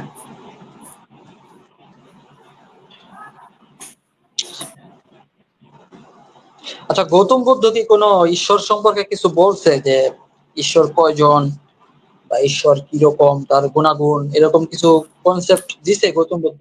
না আসলে সালিম ভাই, এখানে একটা জিনিস খেয়াল রাখতে হবে, বা আমি আপনার সাথে একটা জিনিস শেয়ার করতে চাই, সেটা হচ্ছে দার্শনিকরা কিন্তু কখনো সরাসরি ঈশ্বর বলতে যে কেউ আছে এটা কিন্তু দার্শনিকরা বলে না। এটা আপনাকে মাথায় রাখতে হবে। অর্থাৎ দার্শনিকরা সরাসরি ঈশ্বর নামক কোনো জিনিস বা সত্তার নাম উল্লেখ করে না, বরং দার্শনিকরা সবসময় স্রষ্টাকে উল্লেখ করে কারণের মাধ্যমে, যে কারণ এবং কার্য, অর্থাৎ কারণ না থাকিলে কার্য হয় না। অর্থাৎ ঈশ্বর না থাকলে মহাবিশ্ব সৃষ্টি অসম্ভব।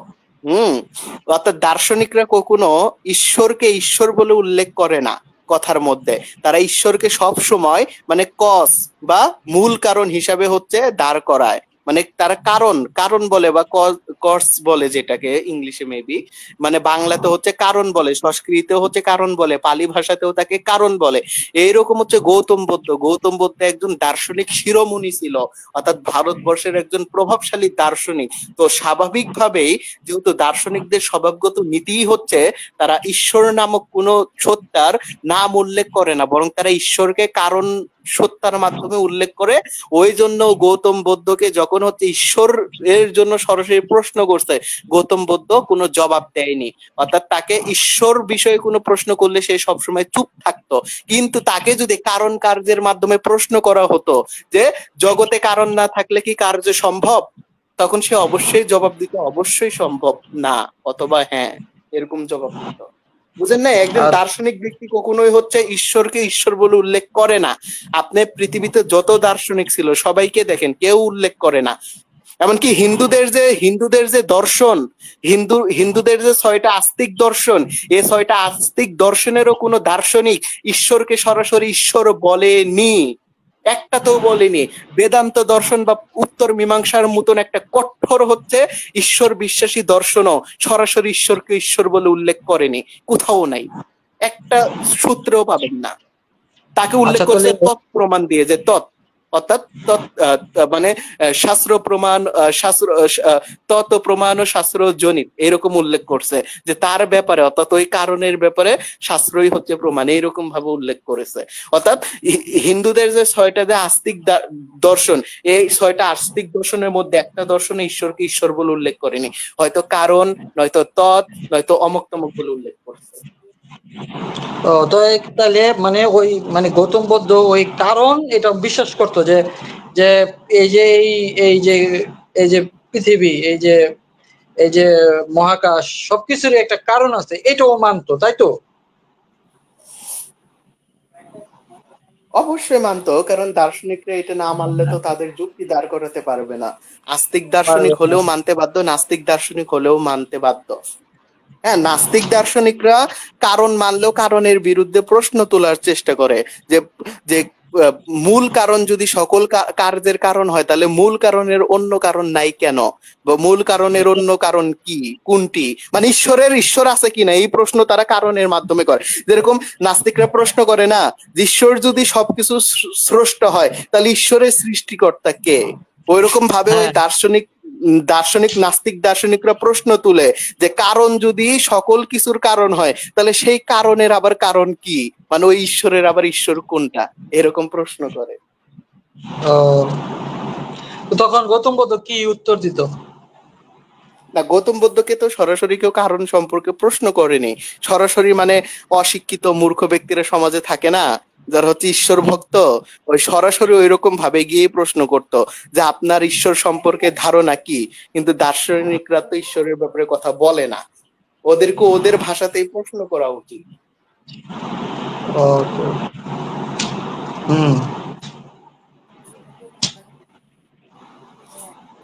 বুঝেন নাই? তার বড় প্রমাণ আমি এই যে হিন্দুদের যে 6টা আস্তিক দর্শন, এটা দিয়ে আমি বুঝাইলাম, হ্যাঁ, যে এদের যে 6টা আস্তিক দর্শন, এইখানেও ঈশ্বরকে সরাসরি ঈশ্বর বলেনি, বরং এইখানে হচ্ছে ওই মানে যুক্তির মাধ্যমে, যেরকম হচ্ছে যে বৈশেষিক দর্শনের মতন একটা কঠোর হচ্ছে বস্তুবাদী দর্শন, এখানেও ঈশ্বরকে যখন উল্লেখ করছে তখন তৎ শব্দের মাধ্যমে উল্লেখ করছে, যে তত বাক্য প্রমাণ, অর্থাৎ এই বাক্য হচ্ছে ঈশ্বরের বাক্য হওয়ার কারণে এটি হচ্ছে প্রমাণ, মানে এরকম ভাবে উল্লেখ করছে।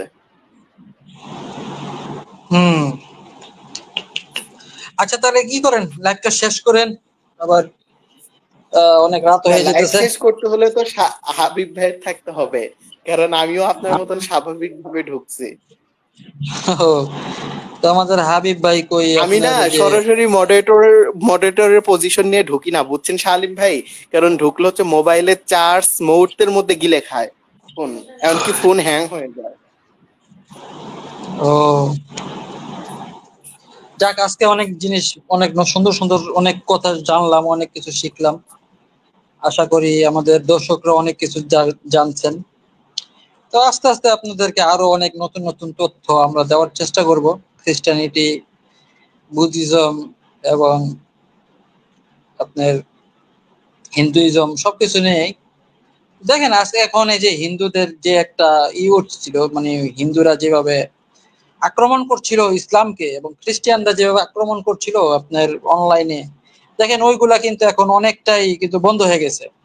তো তারা বুঝতে পারছে বাপের উপরেও বাপ আছে। তো আমরা যখন আমাদের অ্যাক্টিভিটি গুলো আমরা করি নাই, আমরা শুধু শুনতাম তারা কি বলতো, তখন তাদের আমরা অনলাইনে খুবই অ্যাক্টিভ দেখছি। যখন আমরা আবার পাল্টা স্টাডি করা শুরু করলাম, প্রচার করা শুরু করলাম, আমরা যখন আবার আলোচনা করা শুরু করলাম, তো দেখেন তাদের উৎপাত কিন্তু অনেকটাই বন্ধ হয়ে গেছে। এখন আর তাদেরকে এখন আর ওই যে আপনার হিন্দুদেরকেও মানব ধর্ম নিয়ে আমাদের মানে মানব ধর্মের এখন আর প্রচার প্রসার করতে দেখি না।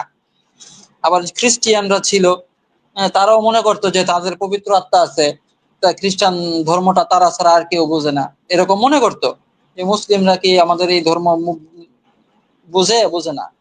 তো আমরা তো মোটামুটি আমরা বাইবেলটা পুরোপুরি আমরা স্টাডি করা আমাদের শেষ। তো এখন দেখেন ওনারা এখন আর মাঠে নাই। তো আমরা তো খেলবো, কিন্তু খেলোয়াড়ই তো পাইতেছি না। কি বলেন সাকিব ভাই? হ্যাঁ, বিষয়টা হচ্ছে কি রকম শালিম ভাই, যে তালি বাজানোর জন্য দুই হাতই লাগে, অর্থাৎ এক হাতে কোনো তালি বাজে না। সুতরাং আমরা তালি বাজাইতে পারছি না, কারণ তালি বাজানোর জন্য দুই হাত লাগে। তো এক হাত আছে, আরেক হাতকে আমরা পাচ্ছি না, তারা দূরে থেকেই গালাগালি দিয়ে শুধু ভাগে। তো এটা ঠিক না, তাদের উচিত আমাদের সাথে আলোচনা করা।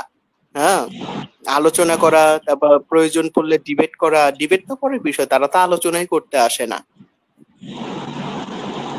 এটা শুধু হিন্দুদের জন্য না, এটা প্রত্যেক মানে খ্রিস্টান, বৌদ্ধ, তারপর হচ্ছে নাস্তিক হিন্দুদের জন্যই, যে তারা কেউ আসে না, তারা দূরে থেকে শুধু গালাগালি বা ওই মানে কি বলবো উস্কানি দিয়ে, মানে ওই বিষয়টা হচ্ছে কি রকম, বিষয়টা হচ্ছে যে একটা মানে এটা হচ্ছে ছোট বাচ্চাদের মধ্যে এই জিনিসটা প্রত্যক্ষ করা যায়, যে একটা বাচ্চা যখন একটা বাচ্চাকে মারে, তখন ওই দ্বিতীয় বাচ্চা বলে তুই শুধু আমাদের বাড়ির সামনে দিয়ে যাস, তখন তার তুরে দেখায় দমু যে কত কিছু করতে পারি। মানে বিষয়টা হচ্ছে এইরকম।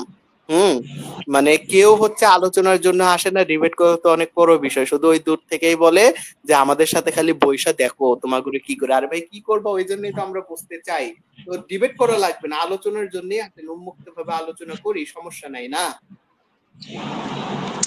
আসলে কি আপনার ঘটনাটা হইতেছে, আপনার ইসলামের সামনে, ইসলামের স্ট্যান্ডার্ডের সামনে কোন ধর্মে স্ট্যান্ডার্ডই হয় না, মানে কুলায় না। একটা আমাদের এলাকা আঞ্চলিক ভাষায় বলে যে কুলায় না। হ্যাঁ, কোন ধর্মেরই স্ট্যান্ডার্ড ইসলাম ধর্মের সাথে আইসা যদি মানে বিতর্ক কুলায় না মানে হচ্ছে থাকে না বা টিকে না, মানে এরকমই কিছু, তাই তো? এরকম একটা কিছু যে টিকে না, টিকতে পারে না, মানে সে জয় লাভ করতে পারে না। ইসলামের স্ট্যান্ডার্ডটা এত হাই, অন্য যে কোনো ধর্ম, খ্রিস্টানিটি বা হিন্দুইজম, ইসলামের কাছে এরা টিকতে পারে না। পৃথিবীতে যদি একটা মানুষ যদি মনে করে, একটা সেকুলার মানুষ, নিরপেক্ষ মানুষ যদি মনে করে যে না ঈশ্বর আছে, আমি বিশ্বাস করি ঈশ্বর আছে, আমার একটা ধর্ম পালন করতে হবে, যদি সেটা এরকম চিন্তা করে যে আমি একটা ধর্ম পালন করব, তাহলে দেখবে যে ইসলাম ধর্মটাই হচ্ছে বেস্ট। ইসলাম ছাড়া অন্য কোনো ধর্ম তার পক্ষে পালন করা সম্ভব না, লজিক্যাল না। হ্যাঁ হাবিব ভাই আসছেন, লাইভটা শেষ করে দেন। হ্যাঁ ভাই আসলাম ভাই।